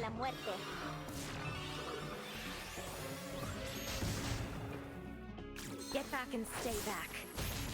And then this thing. And then Ramona does a thing. There it is. Okay. Nice. I love the little spring noise sound effect. It's cute. Tika says, I don't think it's necessary to build according to the menu, but I can see where it makes the path to follow easier, least resistance and all that. Yeah, it's like I don't get as much enjoyment out of building a team myself. which is funny because I think that's what a lot of people enjoy in this game. I know that if Duar was playing Reverse 1999, he would love the team building aspect of it. You know what I mean? But for me, the team building aspect is just work. It's like homework. I would like to have some team members here and play the game. I get enjoyment out of the actual turn-based combat once I'm in the combat. Let's see here. And then that. I've never tried this one before. And then this, I guess. And this. In my opinion, the only combat modes that require that would be Mains Bulletin and Tide Pod mode. Everything else can be autoed. Yeah! It's possible that my mindset is left over from when I was actually trying in those modes, but now I'm actually not trying in those modes as much anymore. So I should probably not be so freaked out about it. And it is what it is. Thanks for pitting Dimitri and Giles books. Welcome to the stream. Hope you're having an okay day. Magic says, that's fair. I've played a bunch of RPGs, so I love the methodical thought process of setting up my characters and using them. Yeah, it's totally valid. It's like a big part of it. I don't know why it doesn't scratch my itch.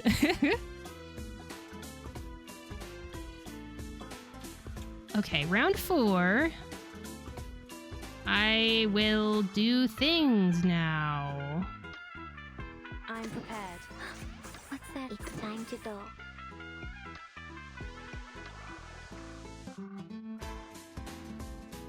I'll handle the purification. Astray no more. Blue will foresee your ending.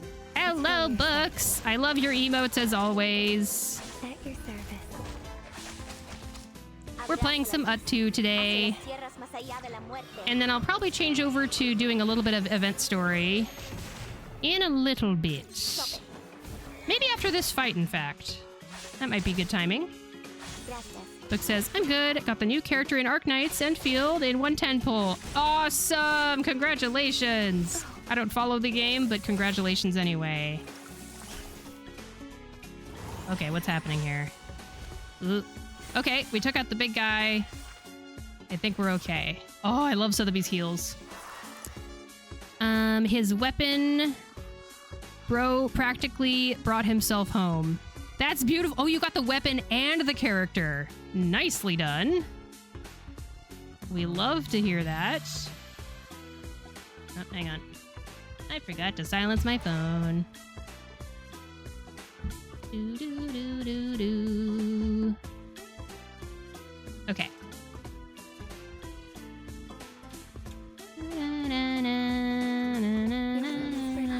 What's that up on your shoulder? I've never. Astray no more. Knock knock. Room service. He's a vampire with one wing, and when you sprint with him, he turns into bats. A bloody handprint on broken glass. Classic. So he's a one-winged vampire as opposed to a one-winged angel. Final fantasy joke.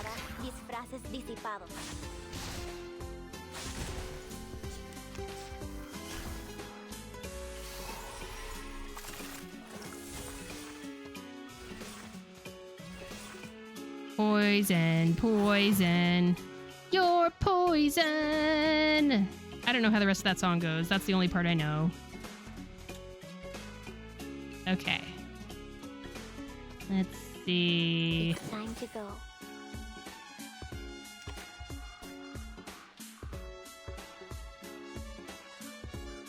Astray no more. Oh, I call upon you. Astray no more. Astray no more. Abraza la luz. Hacia las tierras. Did somebody say Sephiroth? Choir starts chanting. Este lugar, este instante, revelado ante mí, mostrado para mí. Magic says, boys, boys, boys. Because of the... It's a male gacha character? Is that why? And then Decaf says, big fat tacos, big fat tacos, big fat tacos, so big. Is that like a misheard lyrics kind of situation with the lyrics in Sephiroth's theme or something? I bet Sephiroth loves Mother's Day sunglasses. Oh boy.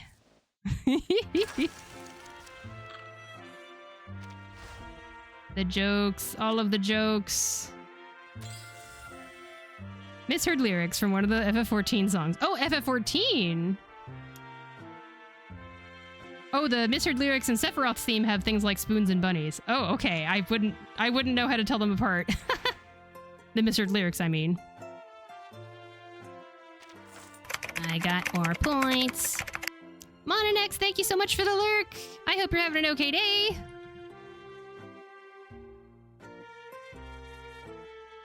Another fellow Reverse 1999 streamer.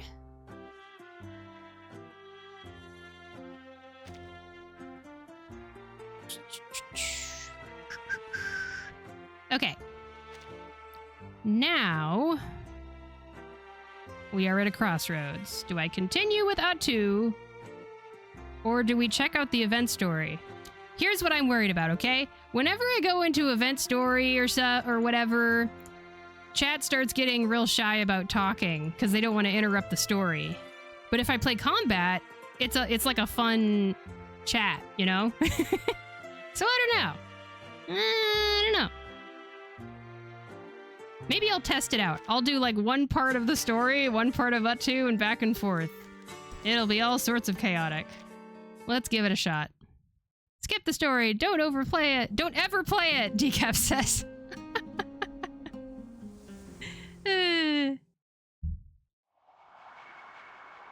I will finish it, I swear. Cemetery. Are you ready for ShinyBot voice acting, the narration? Bleak wind sweeps through the quiet streets at the outskirts of the city. The still night has a foreboding gloom to it. Magic says, I can actually stay for the story this time because I finished it rather early-ish for once. Sweet. In fact, stop playing reverse story altogether. Become a hardcore mains bulletin leaderboard leader. That's what Lusoka would want. Is this Lusoka taking over Decaf's account?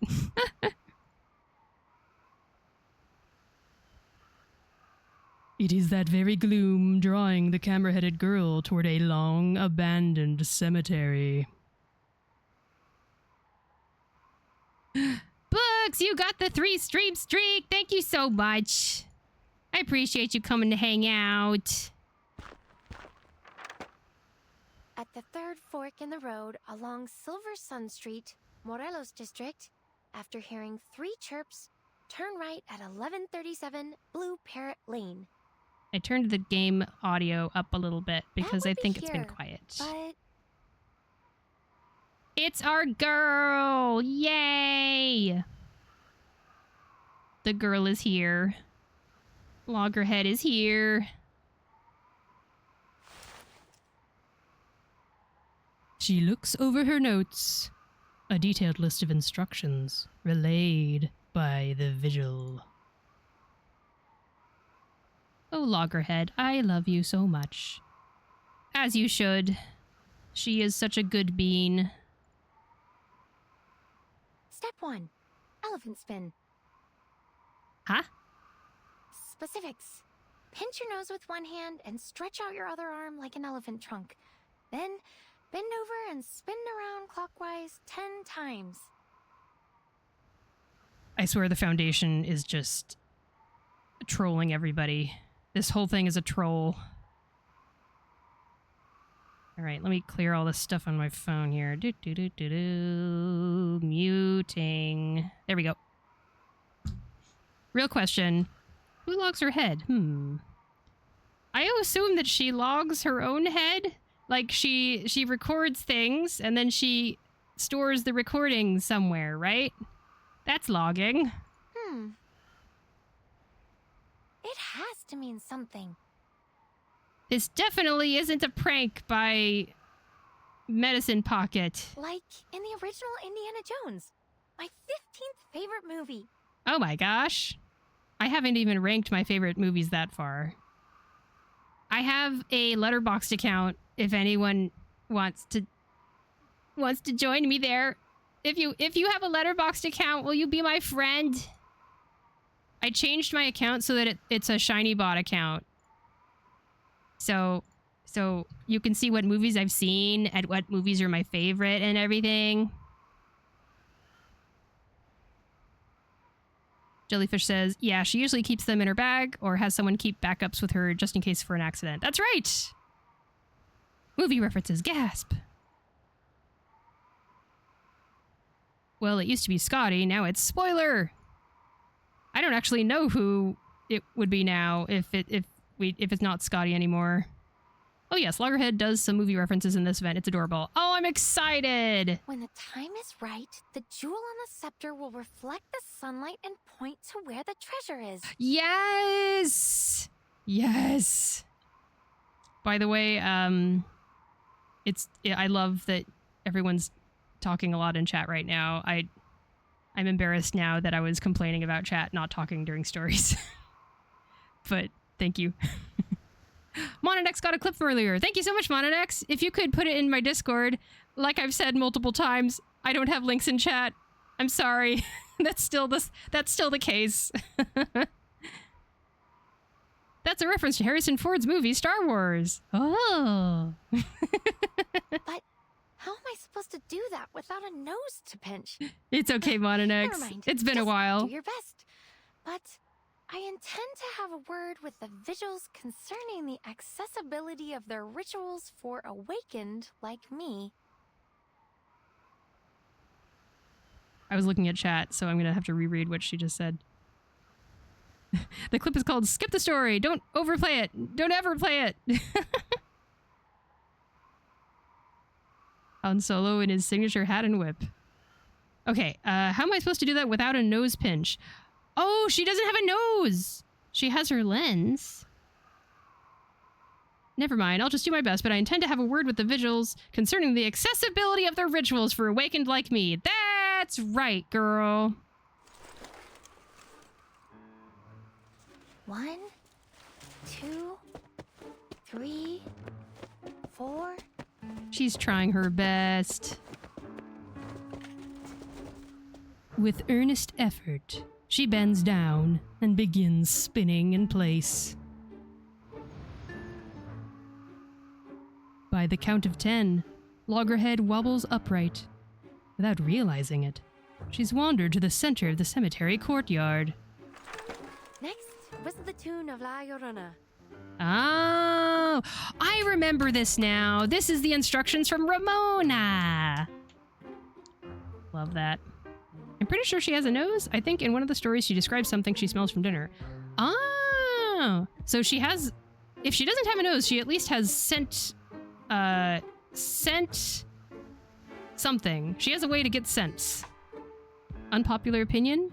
The Crystal Skull Awakens was okay. You're valid. Never tell me the odds. Oh, man, it's been a while since I've seen those movies, but I think I know which character says that. Probably. La Llorona, the Weeping. Oh, I forgot that's what it was called. I just know the name. Oh, the Weeping Woman. Oh, okay. I know the name because of the Disney movie or Pixar movie? Pixar movie? The Pixar movie, Coco. Right. That's the one I recorded Mr. Allen playing for me. Mr. Allen. Oh.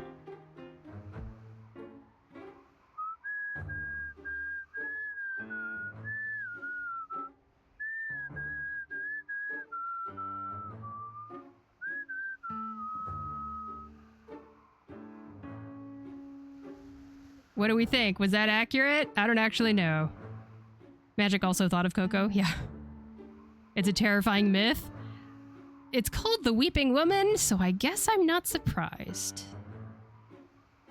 A strained, tuneless whistle drifts over the cemetery. Nothing changes. Her cinematic imaginings of a midnight ritual awakening something in the deep night seem for naught. A night wind sweeps past, and though it lacks any cold in it, she finds herself shuddering out of habit. Nothing. Huh. Could be that I was too slow. Alright, just try. Try again. Miss Black Ibis and Mr. Allen are trustworthy vigils. They wouldn't be pulling your leg on something like this.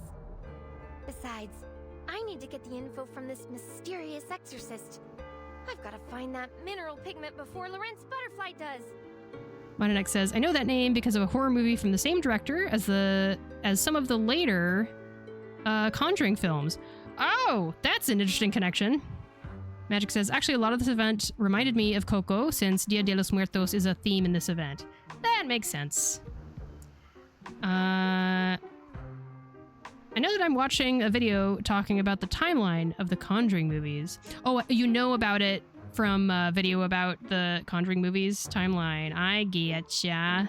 I love watching YouTube videos like that. Although I haven't watched the Conjuring movies myself yet.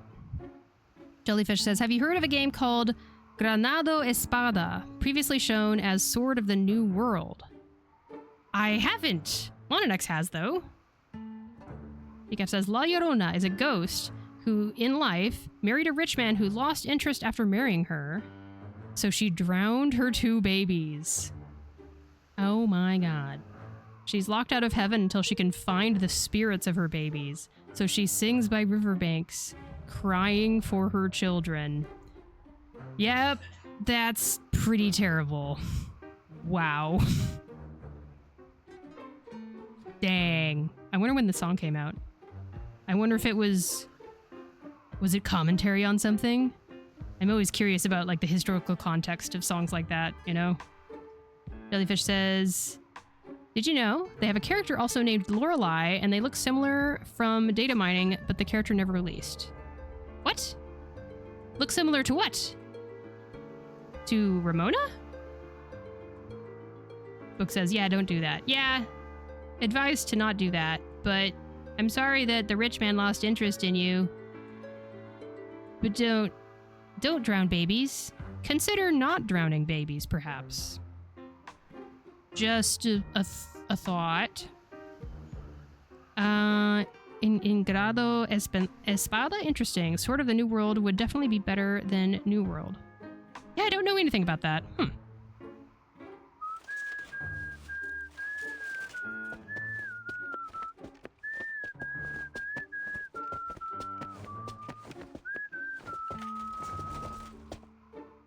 She spins again, following the steps exactly as directed, and whistles. A rustling noise interrupts her broken tune. I bet Ramona's inside of a frickin' casket. That would make sense to match with the images I've seen. A coffin lid. Not far off, a coffin lid begins to creak open. Decaf says it's a metaphor for colonialism and social inequality, absorbing and using the poor and low class.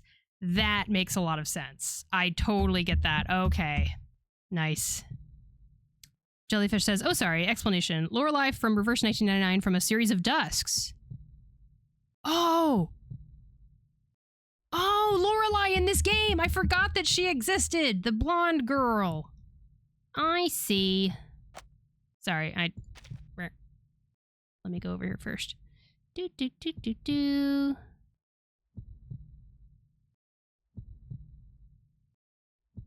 Granado Espada has a character named Lorelei and that looks similar to the one from this game?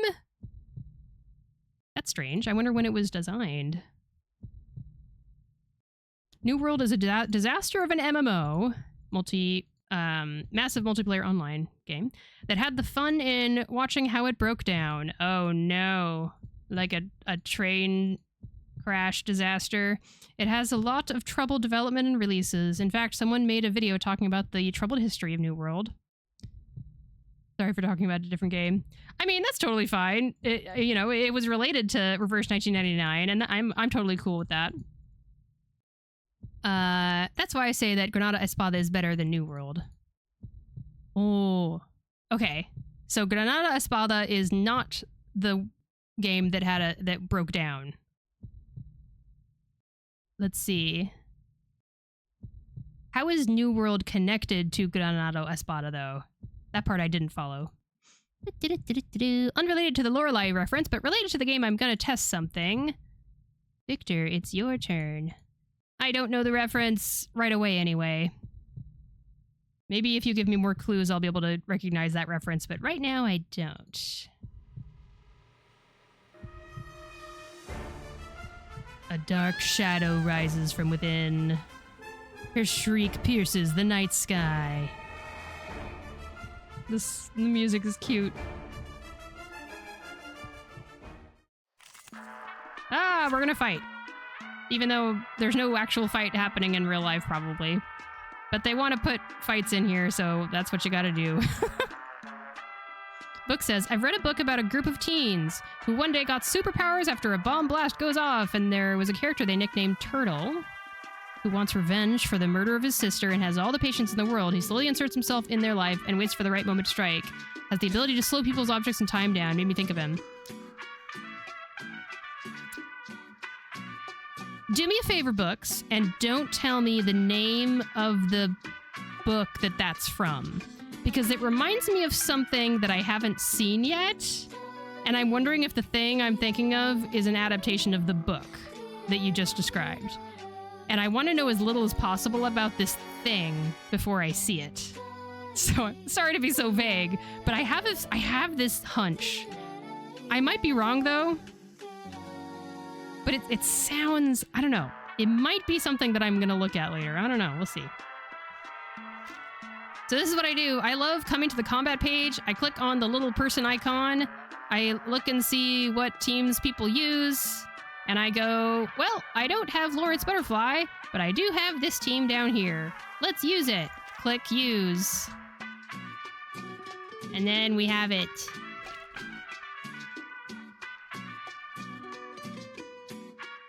Except now I need to change the stupid side cubes. That's the annoying part.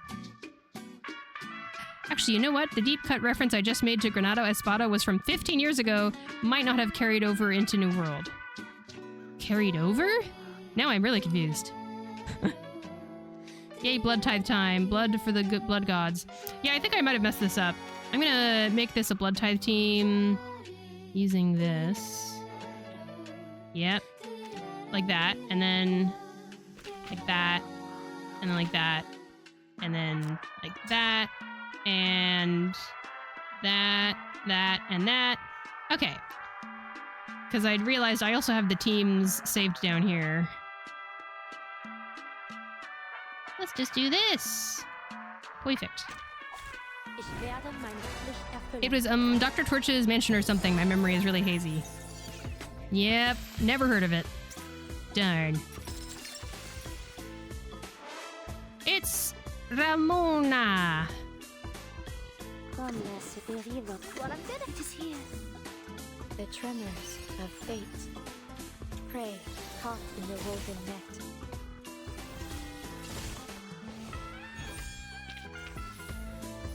The curtain. Yippee! Wait! Why have everyone's heard of Granado Espada but me? What is this thing? You're not Miss Ramona, are you? The exorcist that Miss Black Ibis and Mr. Allen recommended? CG! Here it is. What steps out of the coffin is no risen corpse. The girl before her wears a dry expression, her hair still a mess from whatever dream she'd been pulled out of. Most importantly, she's a living, breathing arcanist. Chinese like, gas, my intelligent network needs updating.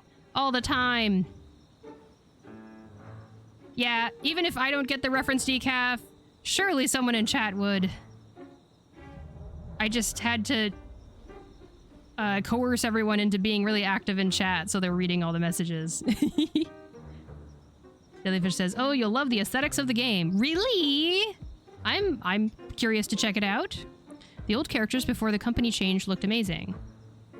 Company change. So there was a company change when it was originally whatever Granado Espada, and then there was a company change and it became New World or something? Metalhead be the metal heart. Ramona, I love you. Guess that's why they made you a heat woman. No time for talk. Just get straight to the smacking, yeah? Oh, Loggerhead really was trying to attack her. Oops. Oops. Jellyfish says, yeah, I still believe the character design from that game is the best. I'm intrigued. Oh no. I'm so sorry, Miss Ramona. See, I just spun around 20 times, so my head was a little scrambled. This is your fault, Ramona. Victim blaming. Is Loggerhead victim blaming on purpose? Let's see. Lots of legal fights and a company that was stealing the title and reselling it or something. Oh my gosh, that's complicated. Trust me, there's not a violent reel in my body. I would only ever use force as a last resort. Clearly not a fan of whistling either. Cause that was the worst La Llorona I've ever heard. Book says, takes vow of silence for Shiny. For book, you'll never break... For book, you'll never break me. Wait, cookie where? Did I offer a cookie in exchange for being silent? I forget. Maybe I did. You can gaslight me and convince me that I did. Nika says, oh yeah, at the end of Ramona's story, she came up with this fake ritual. I remember it, yeah, from our stream. Jellyfish says, my husband's Lorch and Rio and wife Grace Bernelli, and my favorite song, A Witch in a Diet.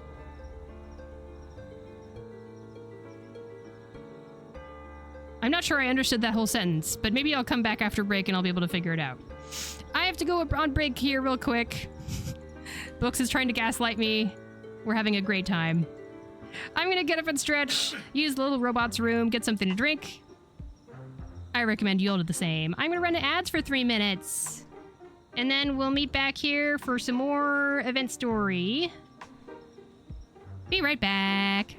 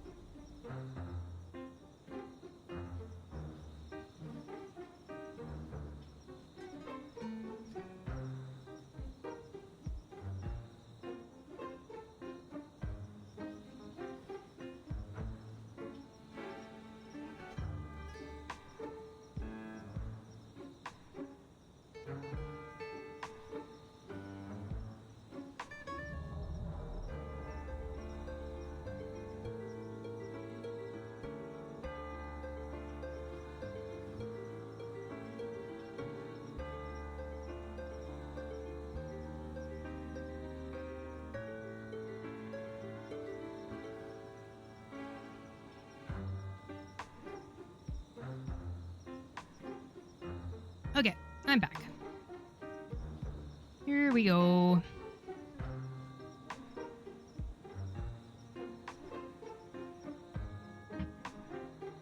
I always forget to drink before I unmute my mic. Goodness. Jellyfish says, sorry, I'm on Valium. Breen is tired, lol. Take it easy, Jellyfish. Take care, take care. Decaf, I punch you. Decaf is always gaslighting us. Welcome back. Thank you. Welcome back to you all. Thank you so much for watching the ads.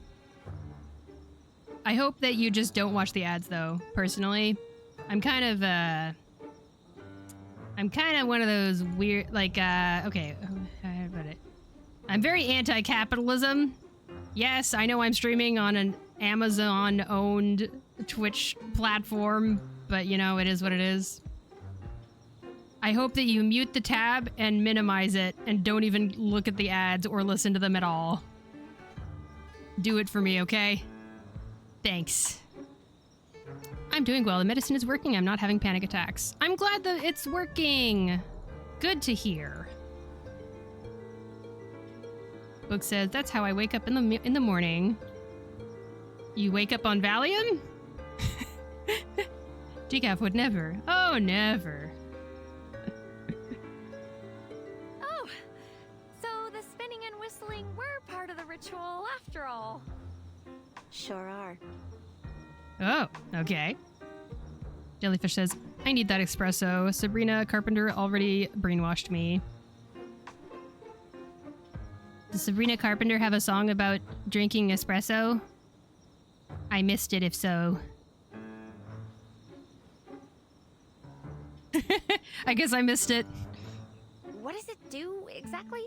Summon something, or is it more unusual? Mostly it stops Vihil from crashing the party. Wait.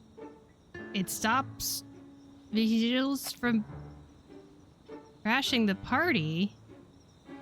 What? Aren't Ms. Black Ibis and Mr. Allen Vigil? Are they not? They're the ones that gave the instructions to Loggerhead to use when she got to Ramona's spot, and Ramona thinks that it'll stop Vigils from crashing the party. I don't understand the writing in this game. Wah! See, ordinary folks don't usually whistle and spin round in a cemetery, let alone twice. Sure. Yeah, it's like a secret password. Though, even the Vihil usually figure out this ritual just means don't show up uninvited. Okay.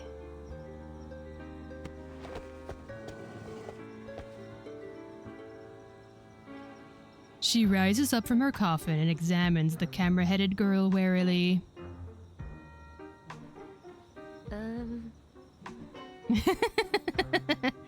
I liked that voice line read just now. Magic says, probably so it's only specific people and not random vigils. I guess she trusts Alan and Ibis well enough to give the password to them.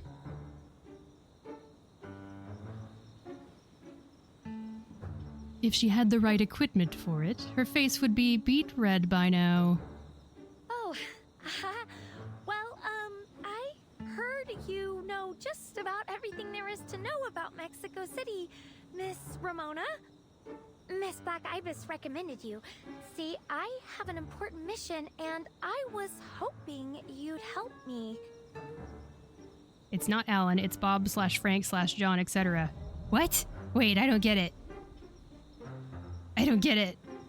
There's been a mix-up. Eh? What do you mean? Also, yay, it's Ramona again, in case you missed the side story stream.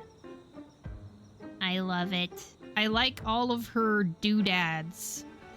The doodads on her outfit are my favorite. Black Ibis continually gets Alan's name wrong. Oh, I remember now. I forgot about that part. I remember. Your people need to quit assuming which side I'm on. Yeah, I don't mess around with the gangs, but I don't have any love for the cops either, got it?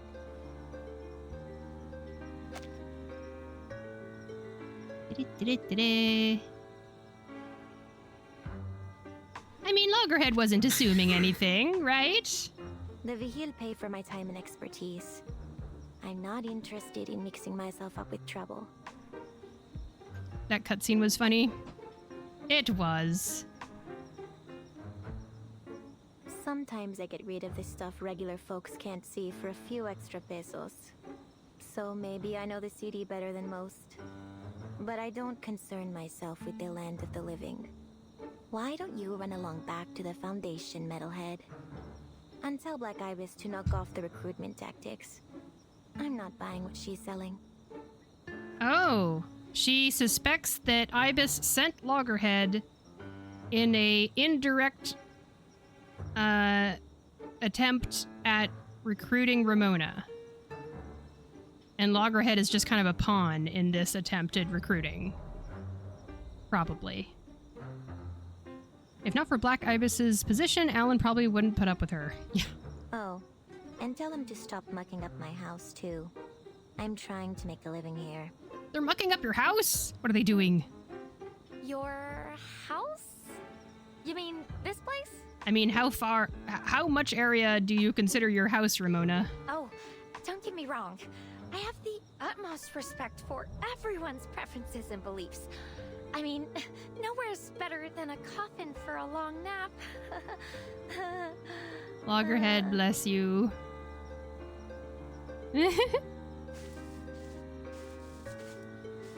She turns on her heel without a word, leaving no room for explanation. Oh, wait! Miss Ramona, I don't work for the Vigils, and I'm not here on Miss Black Ibis's behalf. You can do it, Loggerhead. I'm here looking into details about a smuggling ring. All I need are some leads about this new mineral pigment. Right. Oh, and I can pay. I have... She rummages through her pockets, creating an almost ludicrous amount of clattering and clinking as she does. When she looks up, Ramona has reappeared before her, silent as a ghost. Goodness, you came back quick. Sorry, I didn't bring much with me. Can I write you an IOU? Whoops. A new type of mineral pigment, huh? Right on the money. It's some kind of special arcane material. Miss Black Ibis told me there wasn't any information on it at the Bureau, but that you might have heard something. Aww. So, have you got any leads? Anything on this new type of pigment? Manus Vindictae or Arcanist smuggling gangs? Let me go back to make sure I understand what's going on here.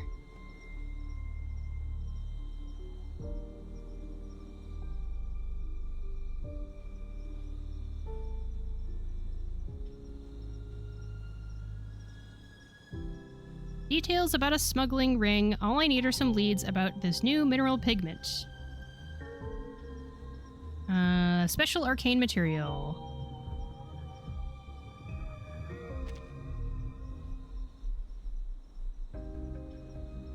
She racks her mechanical brain for every possibility. It's not much to go on.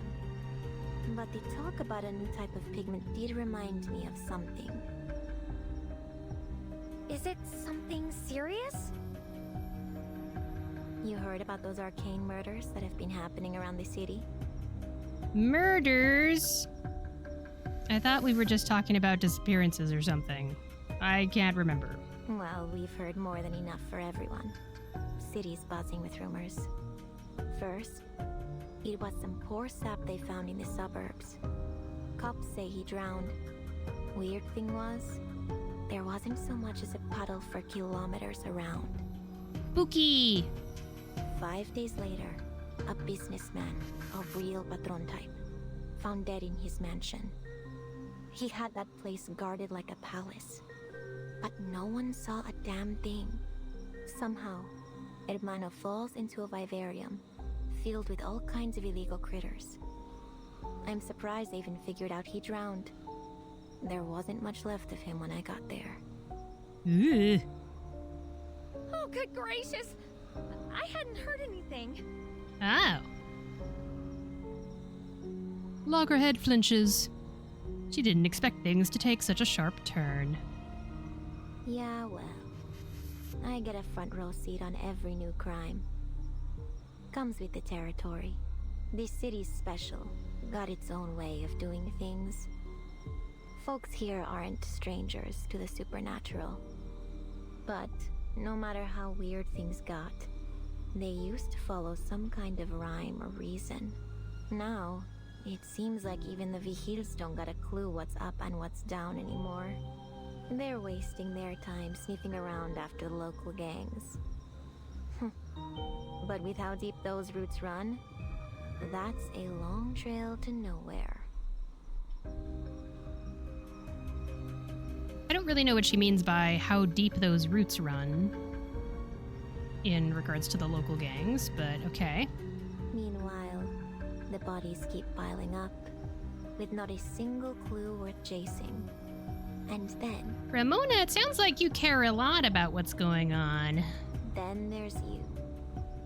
Suddenly showing up, talking about stuff I've never heard of before. Sounds like you guys should share your information with each other. She holds her gaze on this strange visitor from the Foundation. Could be, with the storm, something new slipped its way into the city. Like you. Oh, so she knows about the storm and was immune to it somewhere and is now here in this new era. What? Oh, no. Miss Ramona, there's no way I could be the killer. I just got here. I didn't realize Ramona was such a detective kind of character. Yeah, I know. Oh. Is that metal head of yours busted? You don't exactly look the part of a murderer. I mean, the same went for Scott. Wait, did Scott actually kill anyone? I can't remember. It's been a long time. Point is, the Vigil are running blind and chasing their own tails. I'm not looking forward to having to cleanse any more messy crime scenes. Yeah, she cares about this because it's been ruining her normal vibe. Magic says probably picked it up on her job as an arcane crime scene cleaner. Makes sense. But this pigment of yours might just be the breakthrough they need. Ooh. Gosh. So, then you're gonna join my investigation, right? I didn't say that. All I said... Oops. Having learned from last time, Loggerhead throws herself at the mercy of the exorcist before she can say no. But it sounds like you also care a lot about this, right? We can help each other. There you go. Jellyfish says, I don't know. Loggerhead would be a perfect killer, Ramona. She could record everything she does. It's perfect. Wait. That sounds like the opposite of perfect for a murderer. She would have evidence of her own murders. Ay, por Dios. Are there any ears on that hunk of metal? Shucks. Where are my manners? I haven't introduced myself. I'm Latham. Nice to meet you, Miss Ramona. Why don't we just call her Latham? It's so weird. On behalf of the Timekeeper, I hereby thank you for your help. Oh, let me add it to my to-do list. Thank you, letter, for Ramona. Literally me. I have to write everything down, otherwise I will not remember. I know.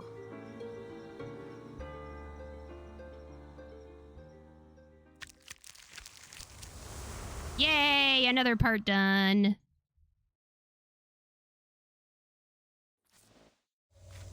Yes, Mononex says. Fan meetup. Everything's here. What interests you and what doesn't? Join the discussion. Oh, this is a bunch of movie references. Mononex says, I love saying that joke.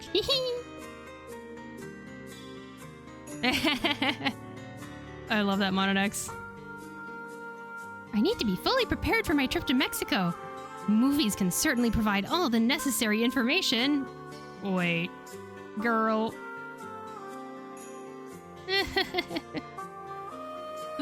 Underworld. Oh, 1927. Not the Underworld I was thinking of. Okay. Underworld 1927. Crime Gangster. The go-to movie if you want to understand the feuds of modern gangsters. Modern? Latham's note. The famous line, "The city is yours," comes from this movie. But in Scarface, it becomes, "The world is yours." Isn't that interesting? That is kind of interesting. I love that. I looked up all these movies on stream. They all exist in real life. I love that! Thank you, Monodex. I had a feeling that'd be the case. Underworld 1927. Let's look them up together, too. I'll just do the same thing the Monodex did, and we'll do it again.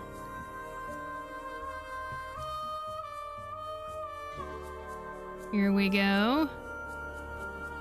First one is right here. Underworld, 1927. Another one. Let's see here. Letterboxd has an average rating of 3.8. Starring George Bancroft and Evelyn Brent. Directed by Josef von Sternberg.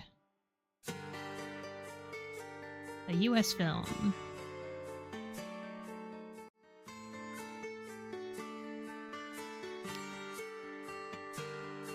Number 2, Scarface, 1932. Crime Gangster. I heard this one shows real gang life in Chicago. Latham's note. I saw a real Tommy gun, though I really don't like the scenes involving them. Wait, 1932 Scarface? Wow. I had no idea there were old versions of these. Here's Scarface. Directed by Howard Hawks. Starring Paul Mooney and Dvorak. Aaron Morley. Osgood Perkins? Wait. Is Osgood Perkins not who I was thinking? Hang on a second.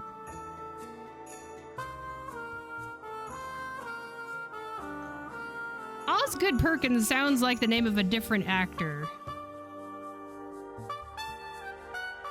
3.8 average score on Letterboxd. I didn't even know there were multiple versions of Scarface. Yeah, same. Curious. Macario, 1960. Drama, fantasy, Dia de los Fielos Difuntos. I don't know what Fielos Difuntos means. One of the earliest Mexican movies to blend Dia de los Fieles Difuntos traditions into its story, exploring life and death through fable. Poor Macario just wants to eat an entire turkey. Why can't death grant him this one wish? Macario. Okay.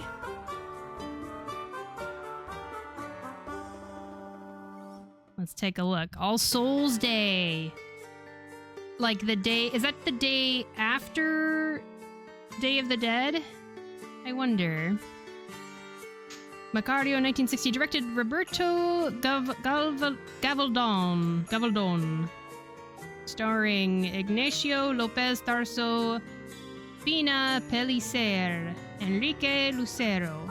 Has an average rating of 4.2 on Letterboxd. That's pretty high. Wow, a lot of people have watched it. Wow. November 2nd, I see.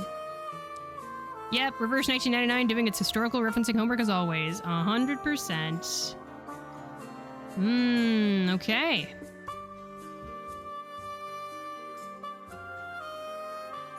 Ah, here we go. A title that I do recognize. Like Water for Chocolate, 1992. Magical realism, romance. Mix water, ground cacao, and chili together. That's what this movie feels like. In this movie, tears are definitely more important than seasoning. Let's see.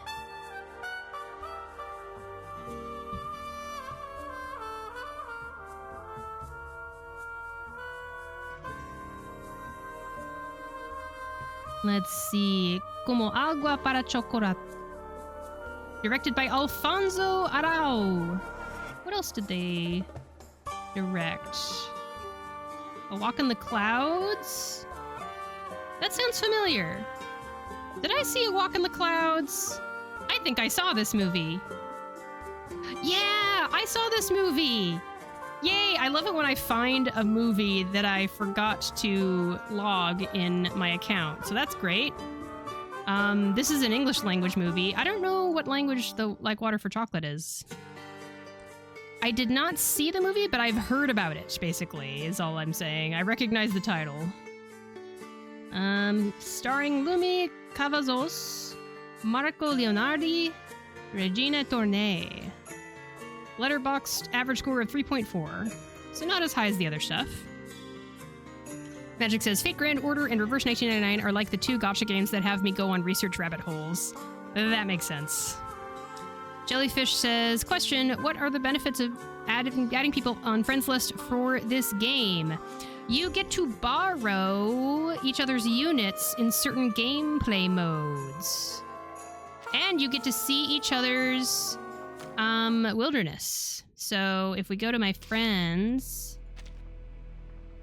go to Hermit here, and I click on the profile, and we can visit wilderness. Oh, I missed the last movie. Okay, I'll go check it out. Thank you, Mononex. You can go over here, and then when you leave, it counts as activity for the battle pass up here.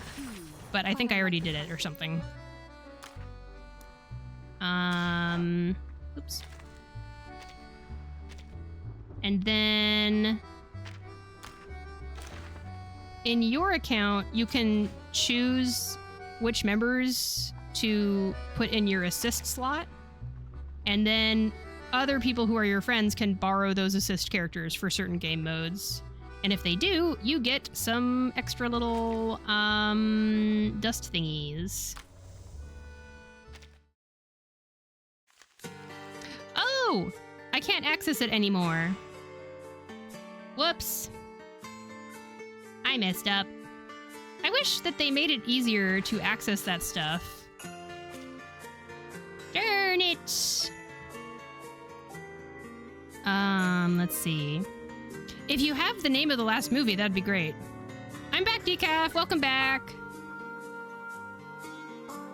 You said, when I went on break, you said, thanks for the stream, and I have no idea why you said that. I didn't say anything about ending stream. I only said, that I'm going to be taking a break. Why did you think it was the end of stream? I was literally only talking about taking a break. What happened? Oh, thank you so much, Mononex. Oh, it's even a screenshot. I appreciate that. God bless Midowee for the archival system up for this game. Yeah. Appreciate Midowee. Here's the last one, thanks to Mononex. The Public Enemy, 1931. Drama, gangster. I really did watch a lot of gangster movies for this mission. Because it's a gangster movie, and Jean Harlow, even though she's only in it for 10 minutes. That street chase scene has at least 5 cuts. I can't believe the director practically turned the movie into a documentary. Public Enemy 1931. Okay, let's see. Public Enemy 1931. Let's see. Can't help but suspect Midowee is a plant at this point. LOL, they're too good. Who knows? I'm sure they have good friends with the staff of the game. Directed by William A. Willman.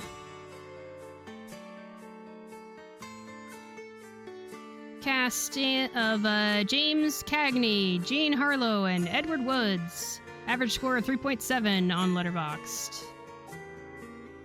I don't know much about this one, but 30s movies can be pretty interesting. Jean Harlow, Decaf says. Let's see, have I seen anything by Jean Harlow? None of these are... Oh, Jean Harlow was also in Scarface, which was also mentioned in this list. The Goat. An American actress known for her portrayal of bad girl characters. She was the leading sex symbol of the early 1930s and one of the defining figures of the pre-code era of American cinema. That's important for people that aren't aware. There was a period of time in Hollywood in America, in the middle of the 20th century, when Hollywood had really strict rules about what they would allow in movies. This was known as the code. What kind of code was it? It was something code. I forget. Jellyfish says, bye everyone. Eyes heavy and Mom Spaghetti. Time to take a nap. Have a good rest of your stream. Vomiting on a sweater already. Mom Spaghetti look nervous, but on the surface he looks calm Spaghetti. Haze code. That's it, Mononex. That's the word. Yes. So if you want to see some especially interesting stuff, try watching movies before the Haze code was implemented. Let's see, Hays Code was from 1934 to 1968. Pretty long period of time. It had a huge impact on how movies are made, even after the Hays Code finished.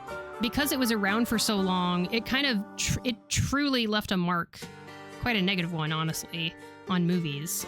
It's the reason why we just didn't have a lot of like openly gay characters for a long time, and even if there were gay characters, they would always be unlucky and badly and stuff like that.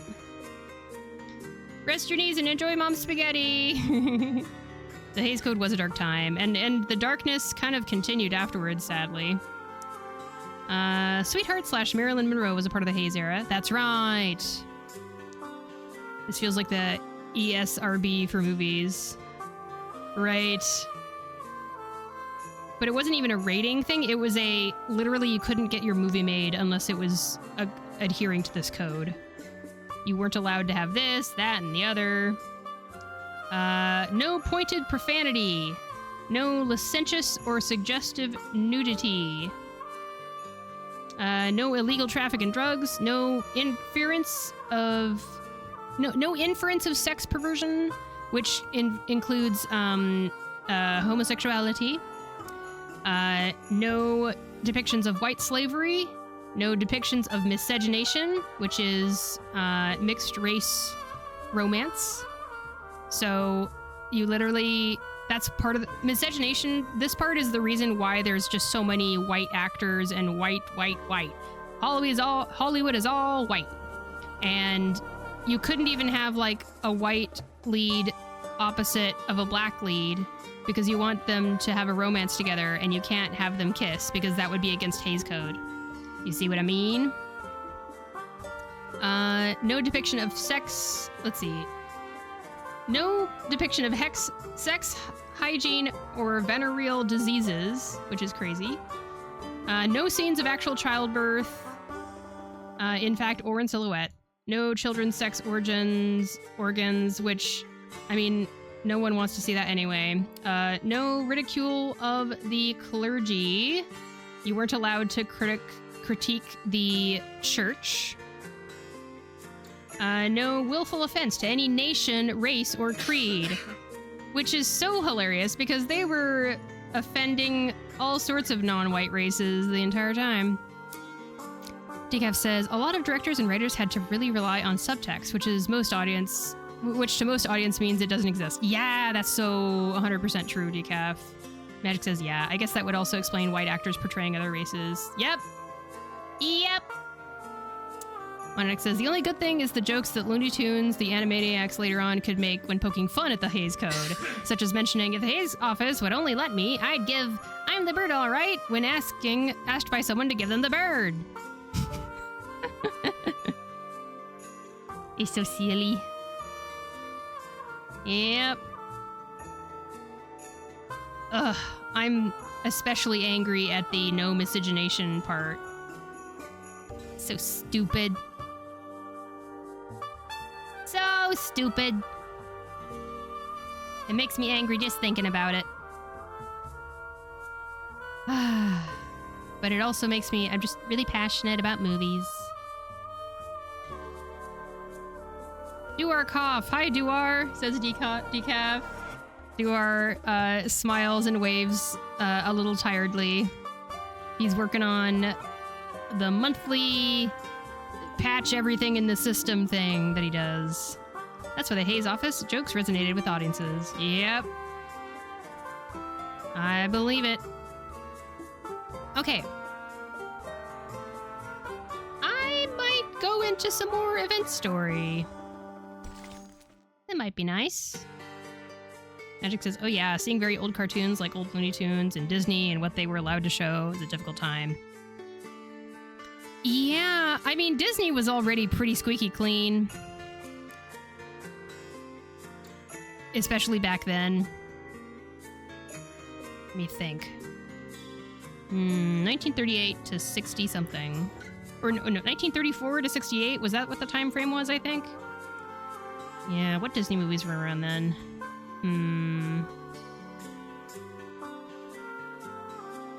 But yeah, it was a different time. But also, I just don't want people to forget, even though the Hays Code ended, the fact that it was around for so long truly changed the course of movies in the US. And the US Hollywood system we have right now is forever changed because of that Hays Code. And we are still trying to undo the damage done by it. Even in 2026, we're still trying to undo the damage. Also unrelated to those 5 movies Loggerhead saw, did you know that Monkey Punch, the creator of Lupin III, did the Japanese animated opening of Jackie Chan's Fearless Hyena? Jackie Chan's Fearless Hyena. I don't know that Jackie Chan movie. Everything changed when the Hays Code attacked. Yeah. For real. Let's start this up here. Ghost Song.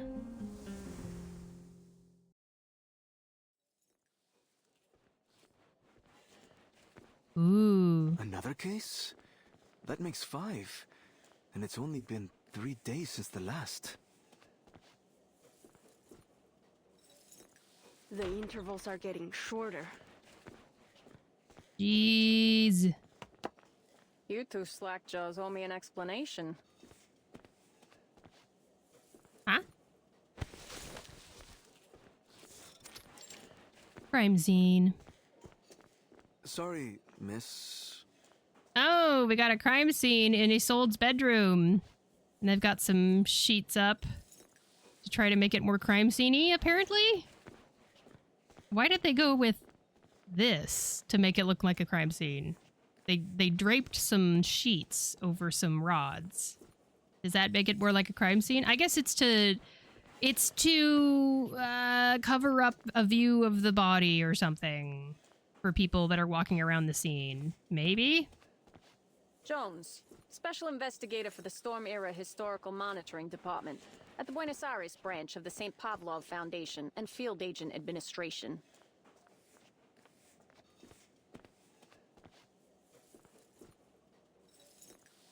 X for doubt.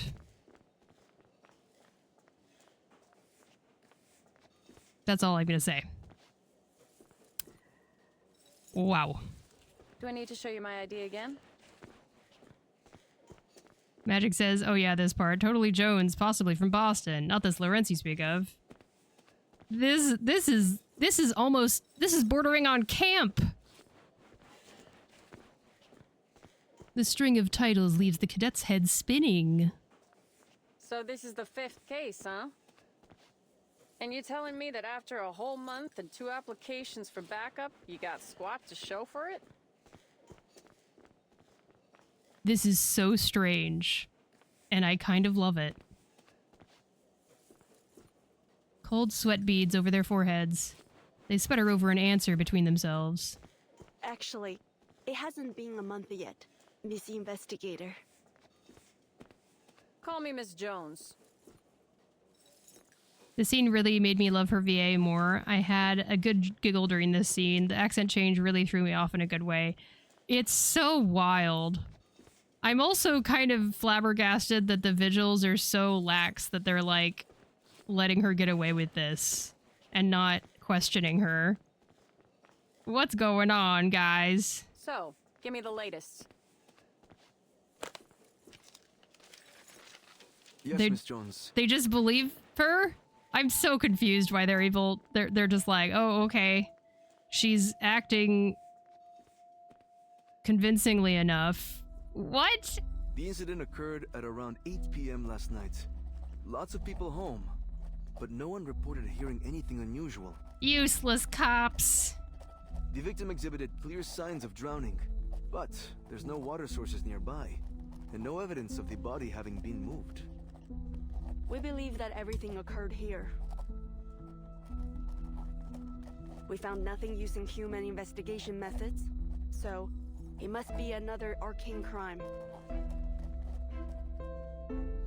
She turns from them to scrutinize the crime scene, treading the fine line of stern authority like she was born to it. What's the status of the Arcanum detection? Damning. There's arcane traces all over the scene. Like a ritual was held here. We tried to follow the fluctuations trail, but they just disappeared. Our perp must have scrubbed it clean before leaving. Ah, that does make things tricky. So drowning, huh? Seems like solving the mystery of this ritual could be the key to cracking the case. There's no record of this arcane fluctuation's particular signal in the Visuals Bureau archives. So it's either very rare, or a brand new form of arcane skill. Hand the case file over. I'll see if I can wrangle some help from the Foundation. That would be great, Miss Jones. Please contact us if you have any new leads. You got it. She collects their files and then turns to leave briskly. As she does, she brushes past a vigil rushing toward the scene. Sorry I'm late. Something came up on the way. Miss Black Ibis. Alan. Who was that? Miss Jones from some branch of the Foundation. She's investigating this case as well. She said she's going to contact the Foundation for additional support. Another new face from the Foundation. Quite a few of them showing up these days, on there. Or are things getting so divided that everyone's sending their own teams? Having no reason to suspect ill intent, Black Ibis soon puts the incident out of mind. She's just like, oh, the Foundation doesn't know what they're doing, so it makes sense.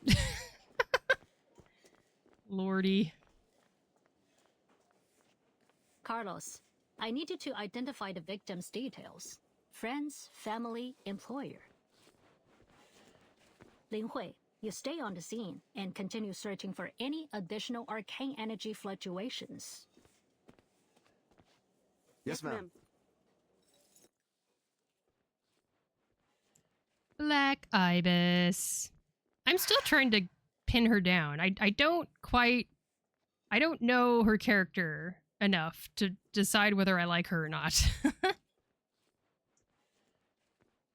She lets out a soft sigh as she waves the other cadets off, leaving only her trainee. You do know this is pointless, right? Eh? We will need it for the documentation anyway. But if the pattern holds, these victims will have no relation yet again. This is no ordinary crime of passion. All that means is that we haven't identified the killer's criteria. That's the worst part, knowing that we know nothing. Do you think it could be our old friend, Manus Vindicti? Pigment smuggling? The resurrection ritual? Maybe Latham is right. Maybe there are Manus secrets hidden in the dark corners of the city. And these cases play some part in it. The vigil pauses. Something clicks. Just like Paris, before the 5th storm. You suspect Madame Boiniche and her jewel hunter could be involved again? Hang on. Wait a second. What's the same? Mana's secrets. Right.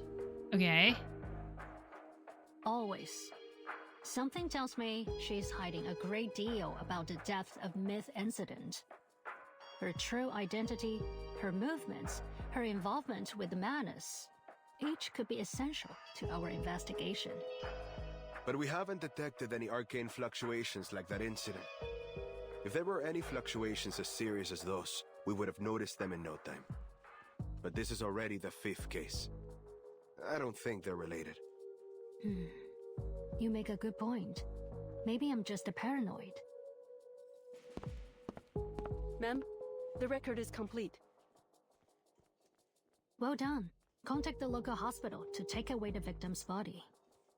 Let's go, Bruno, and call the exorcist. Let's make sure this stays hush-hush. I feel bad. I know that this is Magic's favorite character or whatever, but I why are you calling people's name wrong? Learn their names! Frickin' leadership position! So stupid.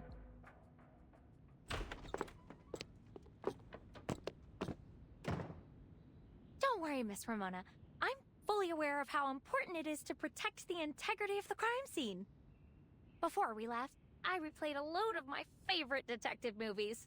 Alibi, Death on the Nile, even a filmed production of The Mousetrap. I love that her version of preparing for something is watching movies about the subject matter. That's so funny. Magic says, she isn't my favorite yet, but I do like her design and somewhat laid-back attitude. She's growing on me. I get you, okay. Let's get started. I'm sure we'll find some crucial... Ramona interrupts her detective fantasy.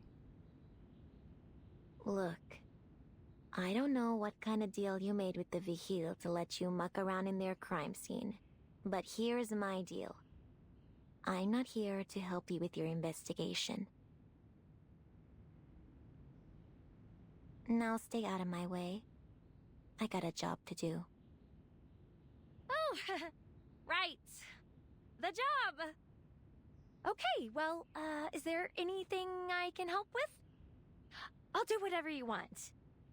Oh, how about some footage of the scene? I've got it all recorded. Her enthusiasm lands on deaf ears. Mr. Allen was right. You definitely need to have a way with words to deal with her.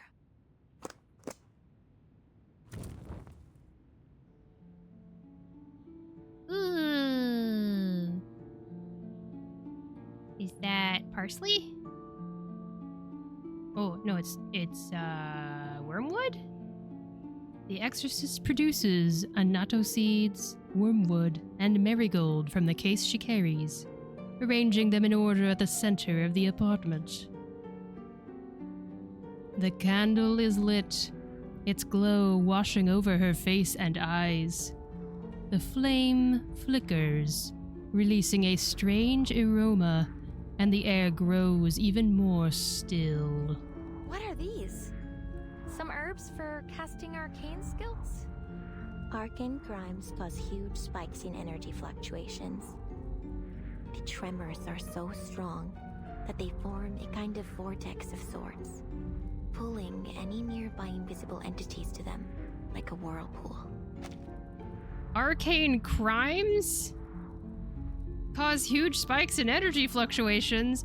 Energy fluctuations are able to tell whether an action is a criminal action or not according to the current laws in the government of the current locale. I wonder if there's a better word than crimes to use there. Like maybe arcane... stressful situations or conflicts or something. And once it's started, it'll keep on going. till you use the right arcanum. If you leave it, well, the vortex only gets stronger. Soon enough, this place will be haunted. Least, that's what regular people would call it. That's why they pay me to do what I do.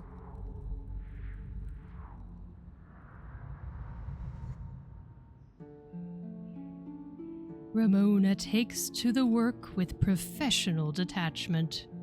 But Loggerhead feels something strange, a creeping chill that puts her ill at ease. By invisible entities, you mean... They're like hidden arcane energy fluctuations? Or unsettled pneuma? Goose! I'm gonna do one more break here for another ad, and then do the rest of this after that for the last section of my stream. So I'm gonna get up and stretch, use the little robot's room, get something to drink. I recommend you all do the same. Ads will run for 3 minutes, and I'll be back after that. Be right back.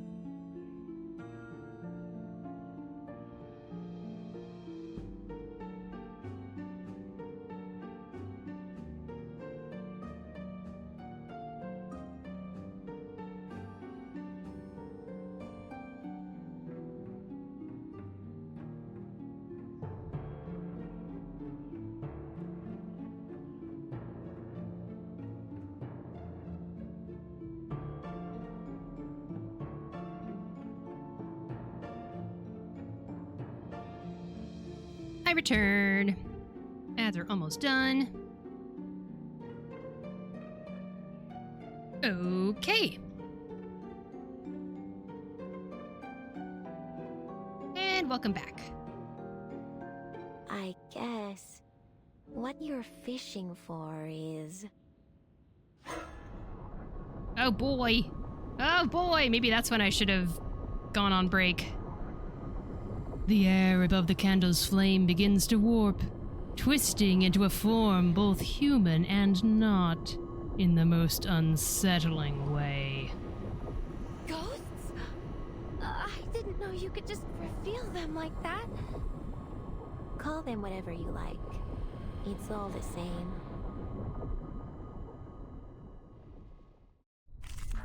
Battle time!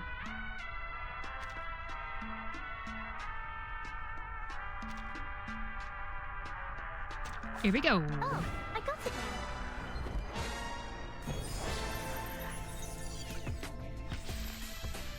I'm curious.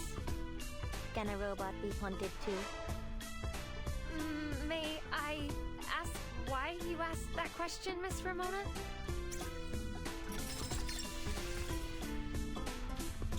Loggerhead isn't a robot, is she? I don't think so. Just another ship. It is here. The tremors of fate. Prey caught in the woven net. These sheets on my wings! Oh, this violence! Voilà donc succès. Atteindre la fin. Non la prophétie, mais par mes propres mains.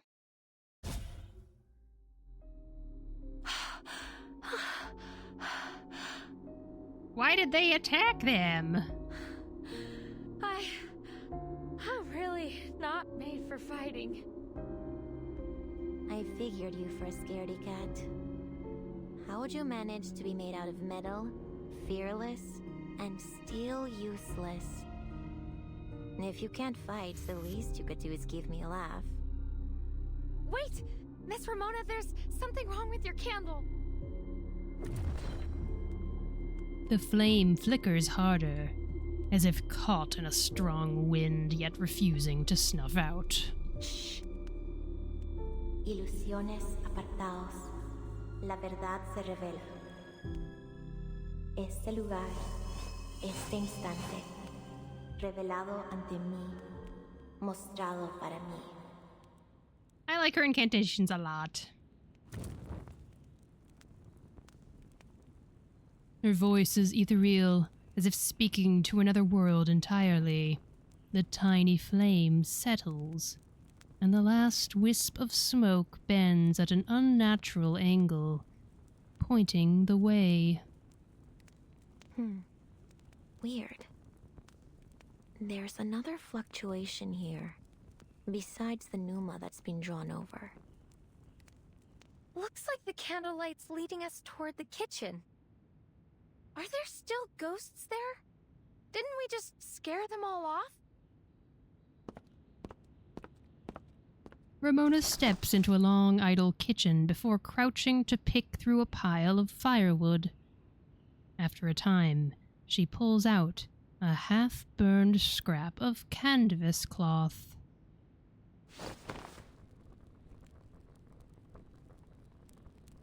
A strange symbol surfaces from the still warm ashes. I've seen this before. Somewhere.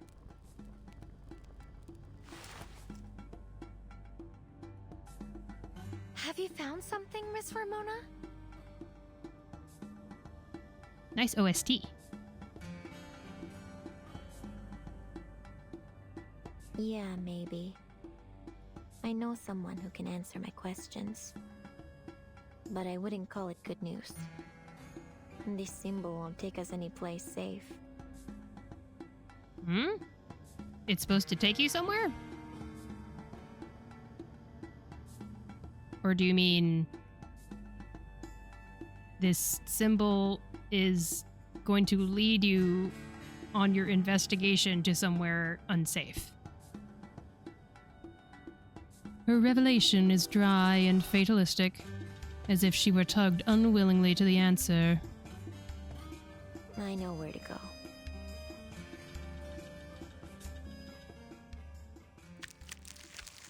Okay.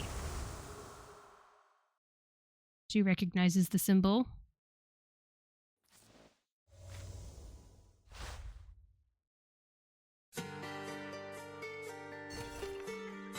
The City of Crystal. Take a moment. Reel in some memories.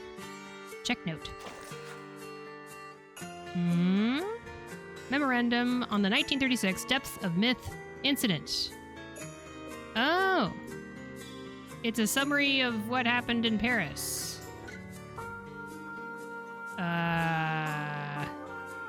Depths of Myth, the archive of imagery, the anima mundi, the shared dream, the sea of collective unconscious. All living things connect here, right? Laurent Rousseau.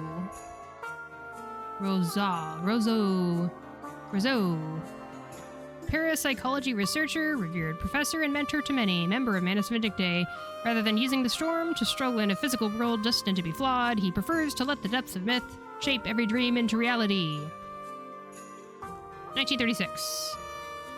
2 Parises, 2 French blues, 1 experiment, 1 storm. This writing is so weird. Nemo.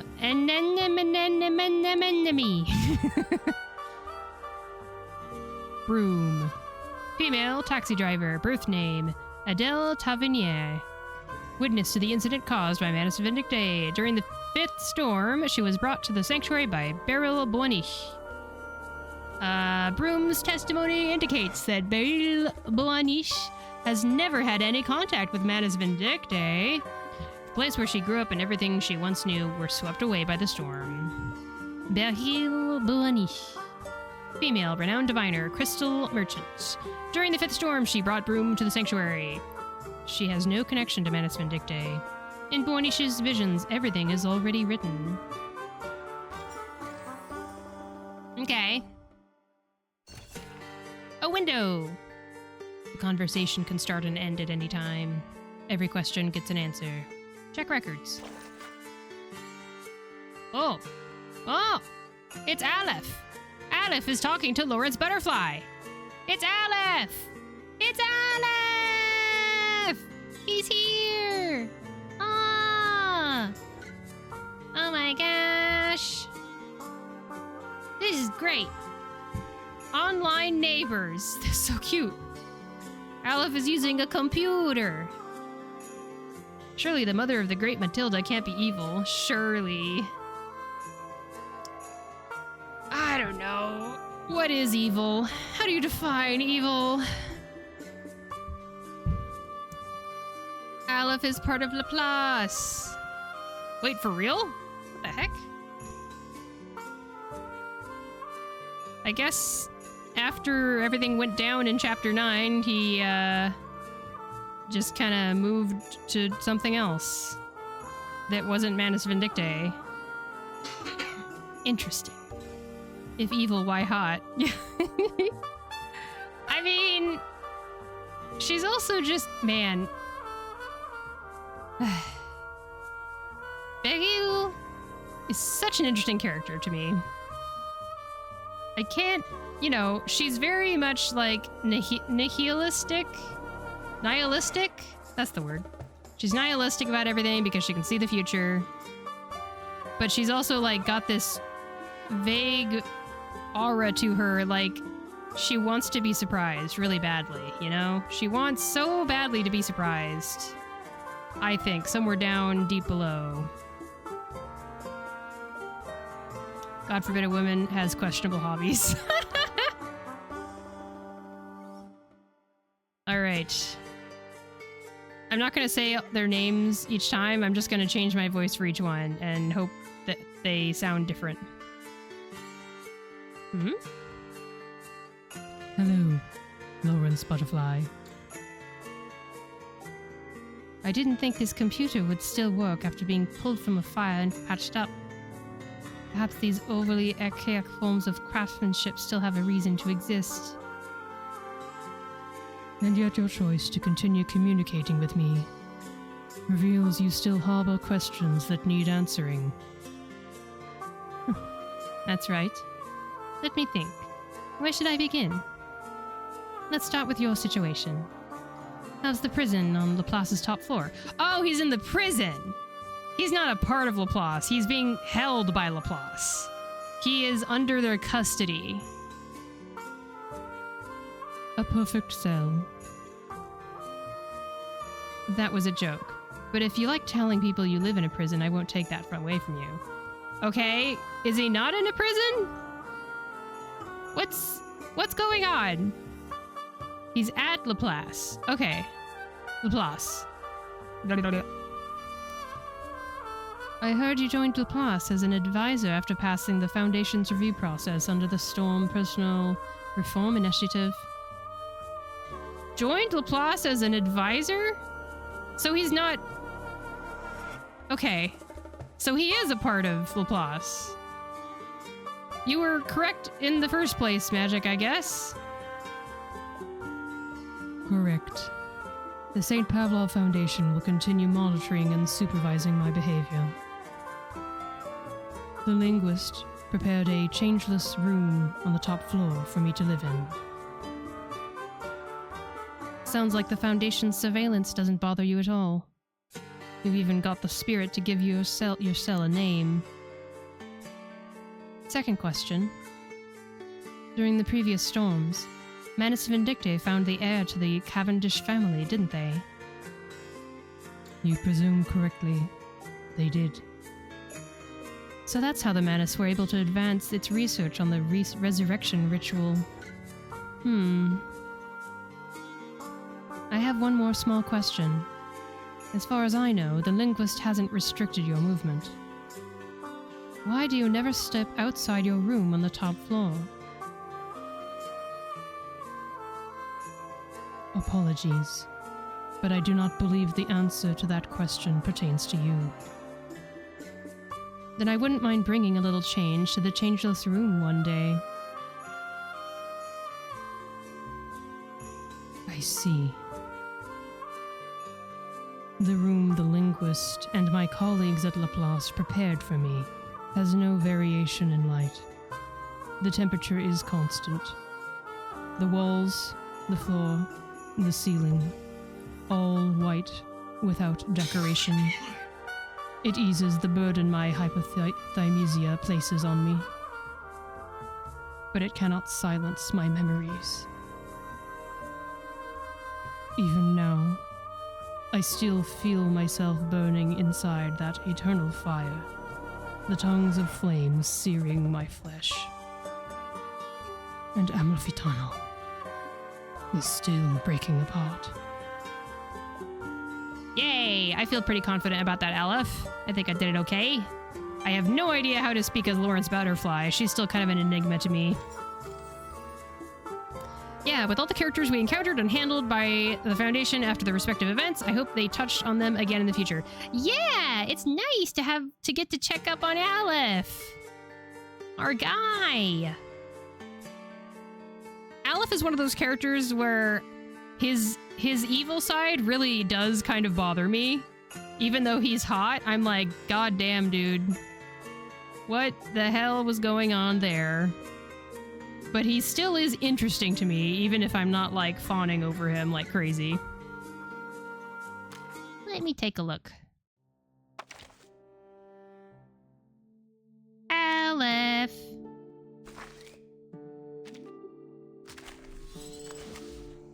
Did I get that voice right? The scope of human society must be expanded, and all forms of hidden or disguised suppression eliminated. Starting with the act of shaking hands. Okay, that was definitely the idealist. There's no need to pry. Oh.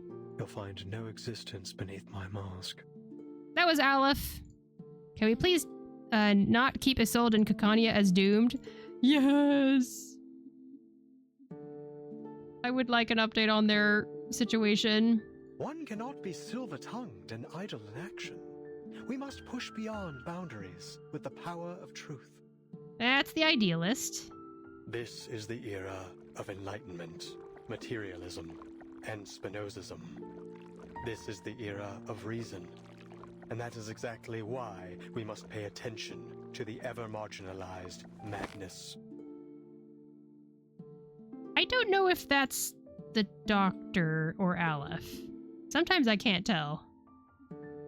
Is it doctor? Wait. Physician. The physician. Right.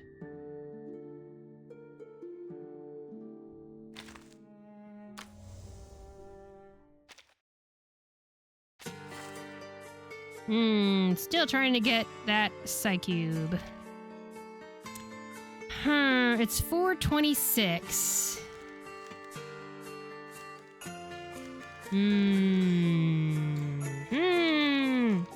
I want to have enough time to cook dinner, but I started to stream late. Okay, one more part. I will stretch stream until the end of this part. No matter how long it takes.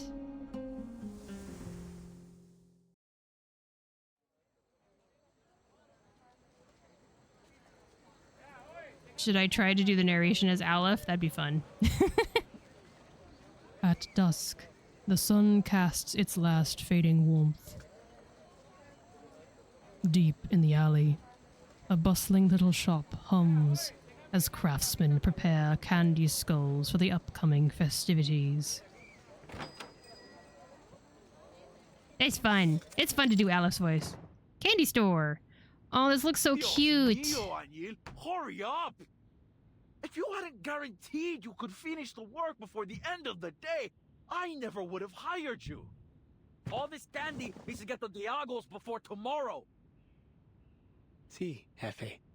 I understand. Aniel! I really like this character so far. Oh, and Senora Juarez and La Roma want you to repaint their family tomb. Chale! I almost forgot. I need to go to Christina's to pick up some marigolds before dark. The storekeeper dashes off. There are still more than 100 pieces of candy to go. The sun falls behind the distant hills, and the craftsmen begin to leave. In the dim candlelight, his shadow dances on the wall. Then, footsteps break the silence. Me gustan los dulces.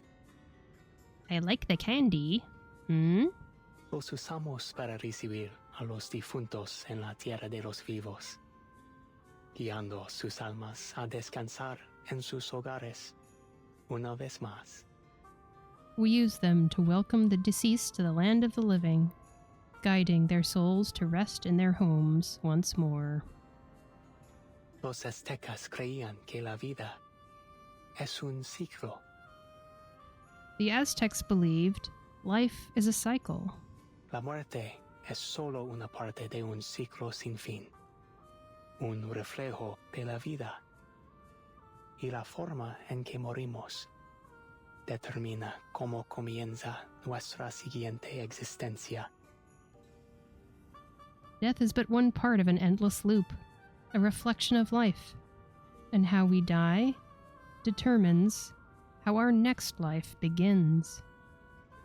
Las almas de los guerreros que entregaron la vida en batalla se alzan con el sol en el palacio de Talocan, entonando cantos de triunfo. The souls of the warriors who gave their lives in battle rise with the sun at the palace of Tlalocan, singing songs of triumph. Y 4 años después, regresarán a la tierra convertidos en mariposas y colibríes de vivos colores. And 4 years later, they will return to the earth as colorful butterflies and hummingbirds. Can you tell me if that's true, Miss Ramona? I love the shirt. Or blouse, or whatever you call it. You recognize me? The children from the Morelos district call you Ramona the Ghost Seer. They say it was you who brought back the soul of Anna Solo. Solo? Oh, is that a person's name, maybe? To hear it from them, you are some kind of all-powerful wise woman hidden in the shadows. One who knows this city better than anyone.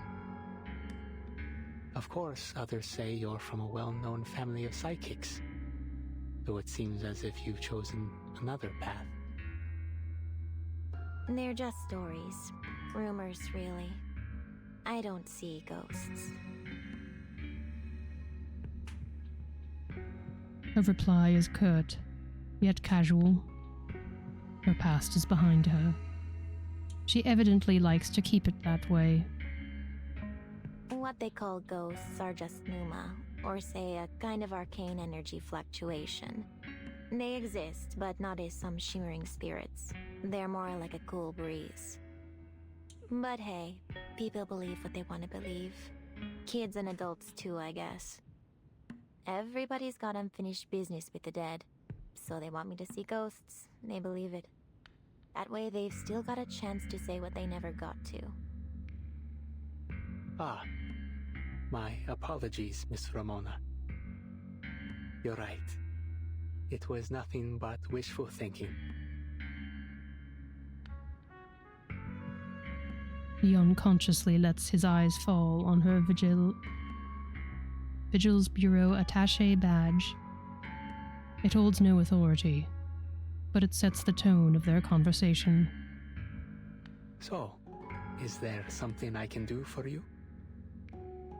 Yeah, I got a couple questions. These symbols. I think you might know them. An arrow, a bow, and a net. Oh, okay. According to the Codex Chimalpain, these are the gifts given to the Aztecs by the sun god, Huitzilopochtli. Huitzilopochtli. Huitzilopochtli. Okay. It's got the emblem of the Turquoise Serpent Club, too. What? Oh. Which is the biggest smuggling ring in Mexico City. Controlled by that arcanist Perez. She tucks away the scrap of cloth. Can't be too many folks around who know you work for him. But those occult paintings at his club had to come from someone. Yeah?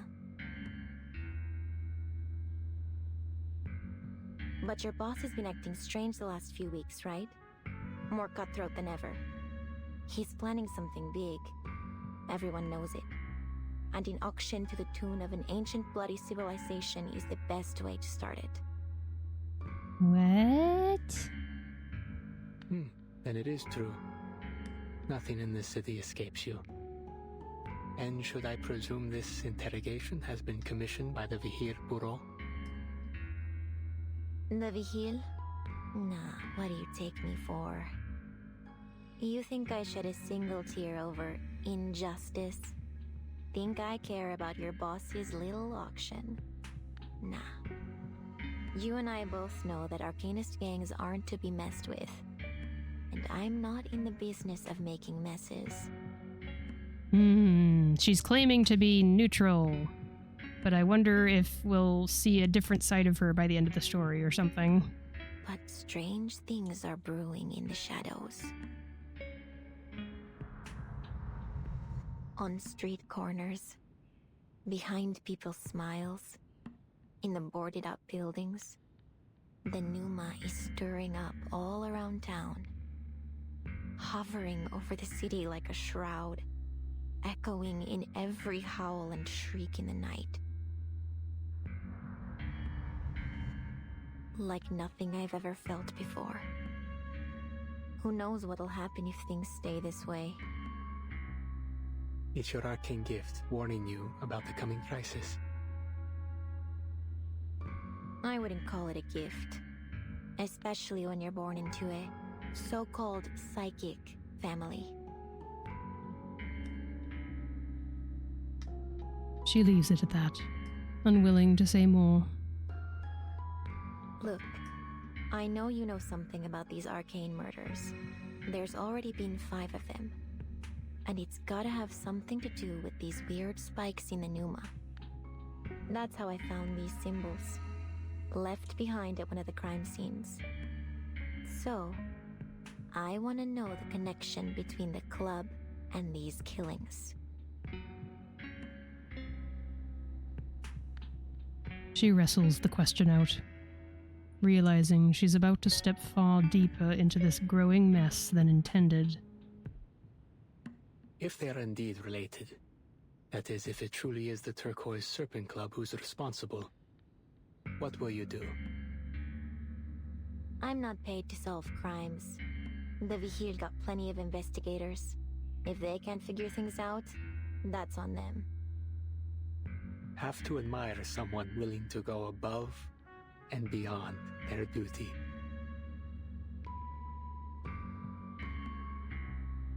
A gentle smile flickers across his face, then fades just as fast. But I must apologize, señorita. You know I work for the club, and you know that means I can't provide any help. That's so? Didn't expect you to be so loyal. If I remember, you used to be a plain old pigment supplier. Until Perez started snatching up every artist in town.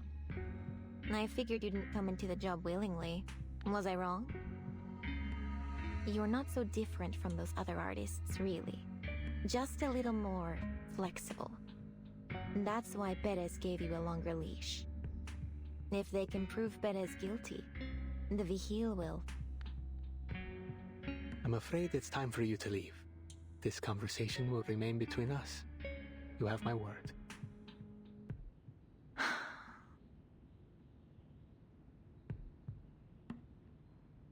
She rolls her eyes, though the emotion is as much directed at herself as Anu. Playing detective isn't in her job description. Sorry for wasting your time. Hasta luego. Dia de los Muertos is coming. Please, take some decorations with you. I wouldn't have you leave empty-handed. Heh. Quite the salesman, huh? Still making deals even now. She takes the candle with a smirk and tosses 2 sharpened aunties his way.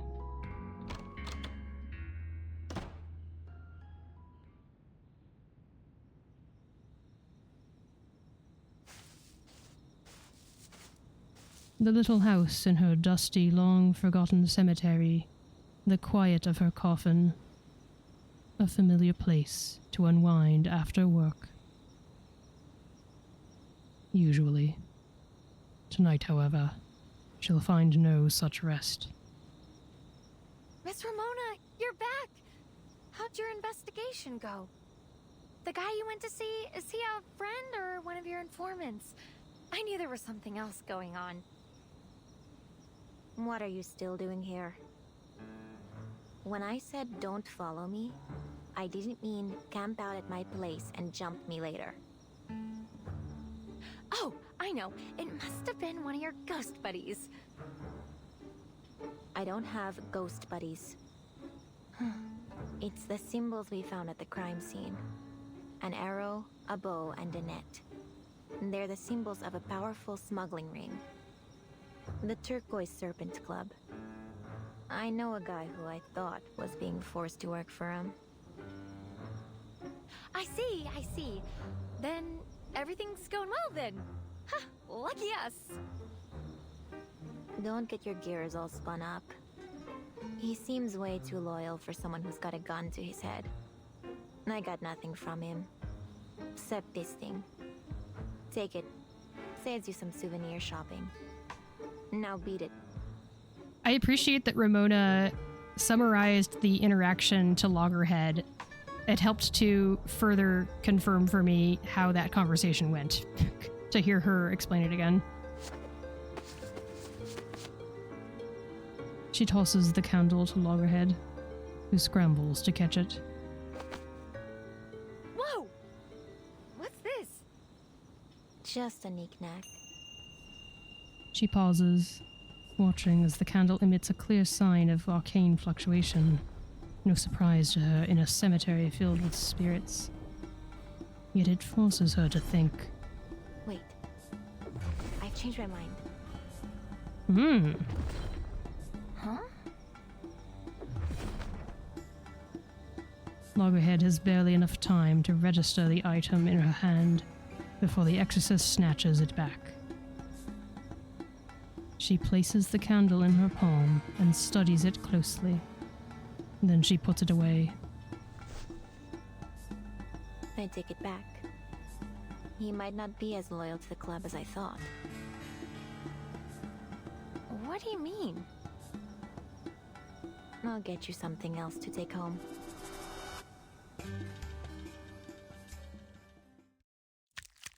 Woo! Okay. I'm really happy that I was able to understand a little bit of what that story section was. I swear, a lot of the time I get really lost very easily in this game when I'm checking out story. Cleansing notes. First rule, don't mistake an agave for a pineapple, especially as a snack. Those seem like very different fruits. The necessary guide to exorcism. Ooh, cool. Agave. Handling note. Line your hands around the large leaves. They're sharp. Practical uses. Commonly used in brewing, medicine, and rituals. Its fermented sap produces pulque, a drink Mexicans call the lifeblood of the land. Exorcism uses. Smear the sap on door frames and floors after a space has been cleansed to shut out any unseen presences. It's like a seal, kind of.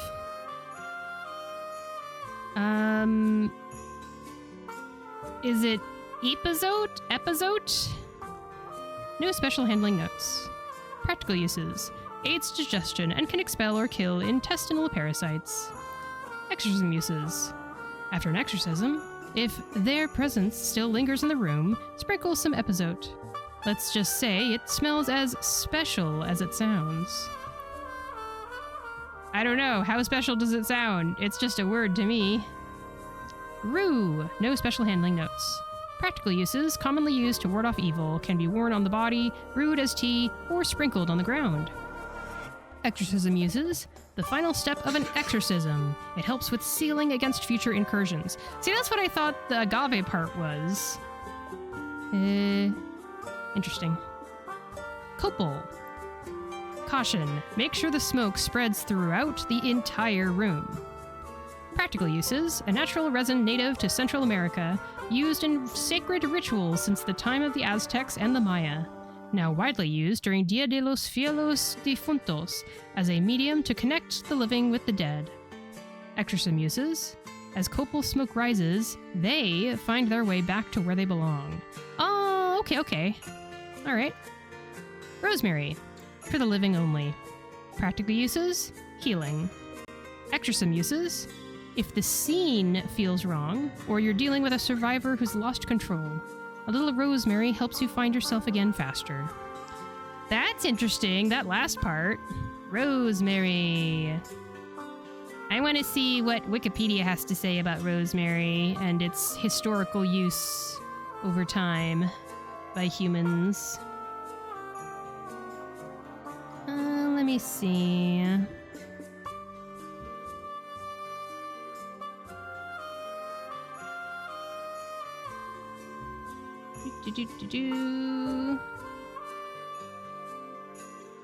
Rosemary oil is used in perfumes, shampoos, cleaning products, and aromatherapy.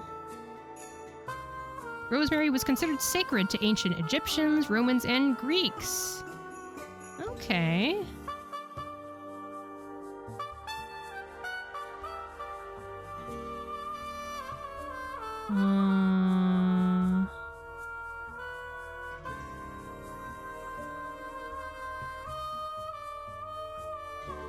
There's talk about burial and memorial rites. Remembrance.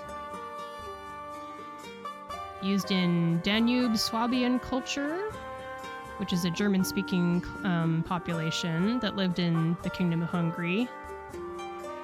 For christenings, weddings, burials, and festivals. Interesting.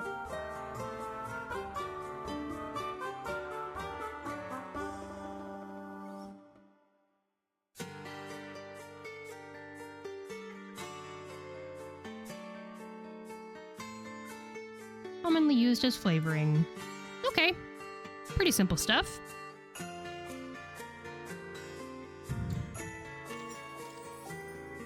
Okay, I did parts 5, 6, and 7 today. I'm getting a little bit closer to the end of the event, just before it ends. I'll have to do the rest of this on my own. 俺だってこのマイナス10度のところ、しじみが取れるって頑張ってんだよ。絶対やってみろ。必ず目標達成できる。だからこそ、ネバーギブアップ。Thank you for the redeem, Vesperina. Good stuff. Okay, I liked that last part especially. I feel like they now have me, and I'm looking forward to checking out the rest of the story. I feel like I finally am getting it, you know? Sweet!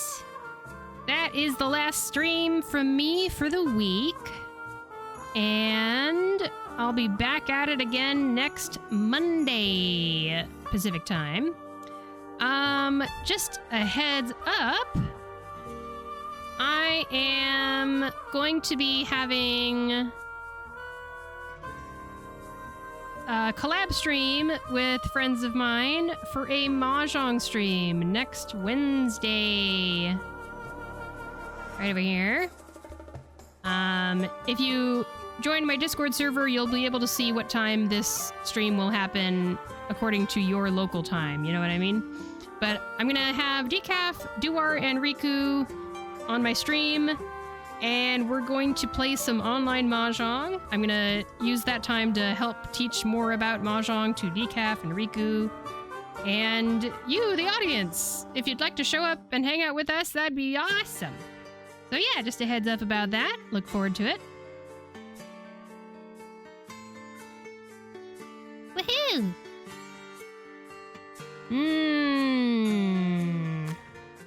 Let's finish up with the music playing from the radio here. Vesperina says, by the way, I work again this Tuesday. Oh yeah? I don't know what your normal work schedule is, but are you saying I guess maybe you're mentioning that because you're not going to be available during the stream or something. Either way, have a good work. Let's see.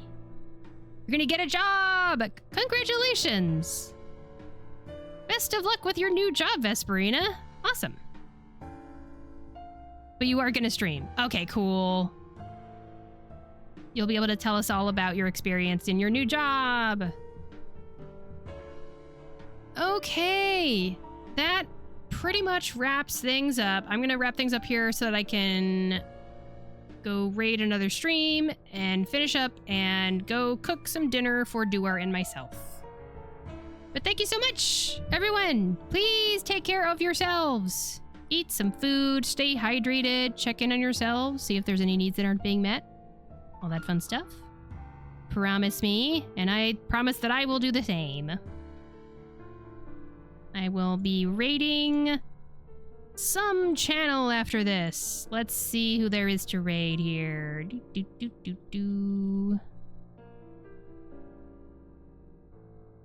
Oh, fun. It looks like Jessica is playing a little bit of Uma Musume Pretty Derby. A little bit of Air Shakur event, or Air Shakur story. This is probably the Air Shakur story because Air Shakur has a banner up right now in Uma Musume Pretty Derby. So if you guys don't mind, I'm gonna go raid Jessica after this. But yeah, thank you for watching today, whether it was live or on the VOD in the future. If you are watching the VOD in the future over on YouTube, thank you so much. If you would leave a like and maybe leave a comment on what you thought of the Turquoise Serpent Club patch here in verse 1999, that'd be fun. And you can also look at the screen and see if there's a video recommended by YouTube that thinks you would like next. If you want, but no pressure. All right. Bye-bye, recording.